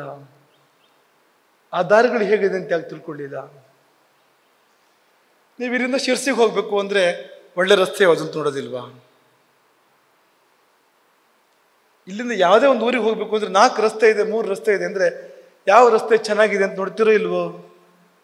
ಹಾಗಾದರೆ ಈ ಯಮನೂರಿಗೆ ಹೋಗೋದಿದೆ ಕಾರ್ಯಕ್ರಮ, ಮುಂದಕ್ಕೊಂದು ದಿವಸ ಯಾವ ರಸ್ತೆ ಒಳ್ಳೆಯದು ಅಂತ ನೋಡ್ಕೊಳ್ಳಿ. ಒಳ್ಳೆ ರಸ್ತೆಯಲ್ಲಿ ಹೋಗ್ಬೇಕಾಗಂತ ತಯಾರಿಯನ್ನು, ಒಳ್ಳೆ ರಸ್ತೆಯಲ್ಲಿ ಹೋಗೋದಂತಲೇ ಅರ್ಥ ಅದಕ್ಕೆ. ಅಂಥ ಕಾರ್ಯಗಳನ್ನ ಮಾಡ್ತಾ ಹೋದರೆ ನಾವು ಆ ರಸ್ತೆಗೆ ಬಂದ್ವು ಅಂತ, ಅದಲ್ಲಿ ಹೋಗಿ ತಲುಪುತ್ತದೆ. ತಲುಪೋದಲ್ಲೇ ಹೋಗಿ ಕೊನೆಗೆ. ಆದರೆ ಯಾವ ಕಡೆಯಿಂದ ಹೋಗ್ತೀರಿ ನೀವು, ಅದನ್ನು ನಾಳೆ ವಿಮರ್ಶೆ ಮಾಡೋಣ. ಹೆದರ್ಕೋಬೇಡಿ, ಏಕೆಂದರೆ ನೀವೆಲ್ಲ ಒಳ್ಳೆ ದಾರಿಲಿದ್ದೀರಿ. ಮುಕ್ತಿ ಕ್ಷೇತ್ರ ಗೋಕರ್ಣ ಇದು. ಈ ಗೋಕರ್ಣ ಯಾಕಿದೆ ಅಂದರೆ ಅಂಥವ್ರ ಪಾಪ ತೊಳೆಯೋಕೆ ಇರುವಂಥದ್ದು, ಪ್ರೇತತ್ವವನ್ನು ಕಳೆಯೋಕೆ ಇರುವಂಥದ್ದು ಈ ಕ್ಷೇತ್ರ ಇದು ಅಂತ. ಅಂಥ ಕ್ಷೇತ್ರದಲ್ಲಿ ಆತ್ಮಲಿಂಗದ ಸನ್ನಿಧಿಯಲ್ಲಿ ನೀವು ಬಂದಿದ್ದೀರಿ. ಇಲ್ಲಿ ಗುರು ಸನ್ನಿಧಿ ಬೇರೆ, ಮಲ್ಲಿಕಾರ್ಜುನನ ಸನ್ನಿಧಿ ಇದೆ, ಗುರು ಸನ್ನಿಧಿ ಇದೆ. ಮತ್ತು ನೀವೇನು ಯಾವ ಗುರುಕುಲದಲ್ಲಿ ಅಧ್ಯಯನ ಮಾಡ್ತಾ ಇದ್ದೀರೋ ನಿಮ್ಗೊಂದು ಆಶಾಕಿರಣ ಇದೆ. ಬೇರೆ ಶಾಲೆಗಳಲ್ಲಿ ಇದನ್ನು ಯಾರೂ ಹೇಳೋದಿಲ್ಲ. ನಾವು ಹೇಳಿದ್ದಕ್ಕೂ ಇದನ್ನು ಟೀಕೆ ಮಾಡ್ಬೋದು, ಇದರಲ್ಲಿ ಯಾಕೆ ಬೇಕಿತ್ತು ಅಂತ. ಆದರೆ ಇದು ಬೇಕು, ಇದು ಜೀವಹಿತ, ಇದು ನಿಮ್ಮ ಜೀವಕ್ಕೆ ಒಳ್ಳೆಯದು. ಇದರಿಂದ ಮೈಗೆ ಒಳ್ಳೆಯದು ಅನ್ನೋಕ್ಕಿಂತ ಹೆಚ್ಚು ನಿಮ್ಮ ಆತ್ಮಕ್ಕೆ ಒಳ್ಳೆಯದು, ನಿಮ್ಮ ಜೀವಕ್ಕೆ ಒಳ್ಳೆಯದು. ಹಾಗಾಗಿ ನಿಮ್ಮ ದಾರಿ ಯಾವುದು ಅನ್ನೋದನ್ನು ಈಗಲೇ ಆಯ್ಕೆ ಮಾಡ್ಕೋಬೇಕು. ಪೂರ್ವ, ಪಶ್ಚಿಮ, ಉತ್ತರ, ದಕ್ಷಿಣ. ಯಮನೂರಿಗೆ 4 ಬಾಗಿಲು, 4 ಪಥಗಳು. ಯಮನೂರಿಗೆ ದಾರಿ ಯಾವುದು ಅನ್ನೋದನ್ನು ನಾವು ಅರ್ಸ್ಕೋಬೇಕು. ಈ ದಾರಿ ನಾವೀಗ ಹೇಳಿದ್ವಲ್ಲ, ಆ ದಾರಿ ಯಾವುದು ಅಂದರೆ ಭಾರಿ ಸುಲಭ ಇದೆ. ಮನಸ್ಸಿಗೆ ಅನ್ಸಿದ್ದು ಮಾಡ್ತಾ ಹೋಗು, ಪಾಪ ಮಾಡ್ತಾ ಹೋಗು, ತಪ್ಪು ಮಾಡ್ತಾ ಹೋಗು, ಇನ್ನೊಬ್ರಿಗೆ ಪೀಡೆ ಕೊಡು, ಇನ್ನೊಬ್ರು ಸ್ವತ್ತನ್ನು ಅಪಹರಣ ಮಾಡು, ಕಳ್ತನ ಮಾಡು, ಸುಳ್ಳು ಹೇಳು, ಧರ್ಮವನ್ನು ಮೀರಿ ವರ್ತಿಸು. ಈ ದಾರಿಲಿ ಹೋಗ್ತೀಯ. ದಾರಿ ಉದ್ದಕ್ಕೂ ಉಪಚಾರ. ಅದೇ ನೀನು ಒಳ್ಳೆ ರೀತಿಯಲ್ಲಿ ಜೀವನ ಮಾಡ್ತೀಯ ಅಂತಾದರೆ, ಒಂದೇ ಮಾತ್ರ ಹೇಳೋದಾದ್ರೆ ಒಳ್ಳೆಯವನಾಗಿ ಬದುಕ್ತಿ ಅಂತಾದರೆ ತಿಳ್ಕೋಬೇಕು ಒಳ್ಳೇದು ಯಾವುದು ಅಂತ. ಒಳ್ಳೆಯವನಾಗಿ ಬದುಕ್ತಿ ಅಂದರೆ ದಾರಿ ಬೇರೆ ಇದೆ. ಹರೇ ರಾಮ.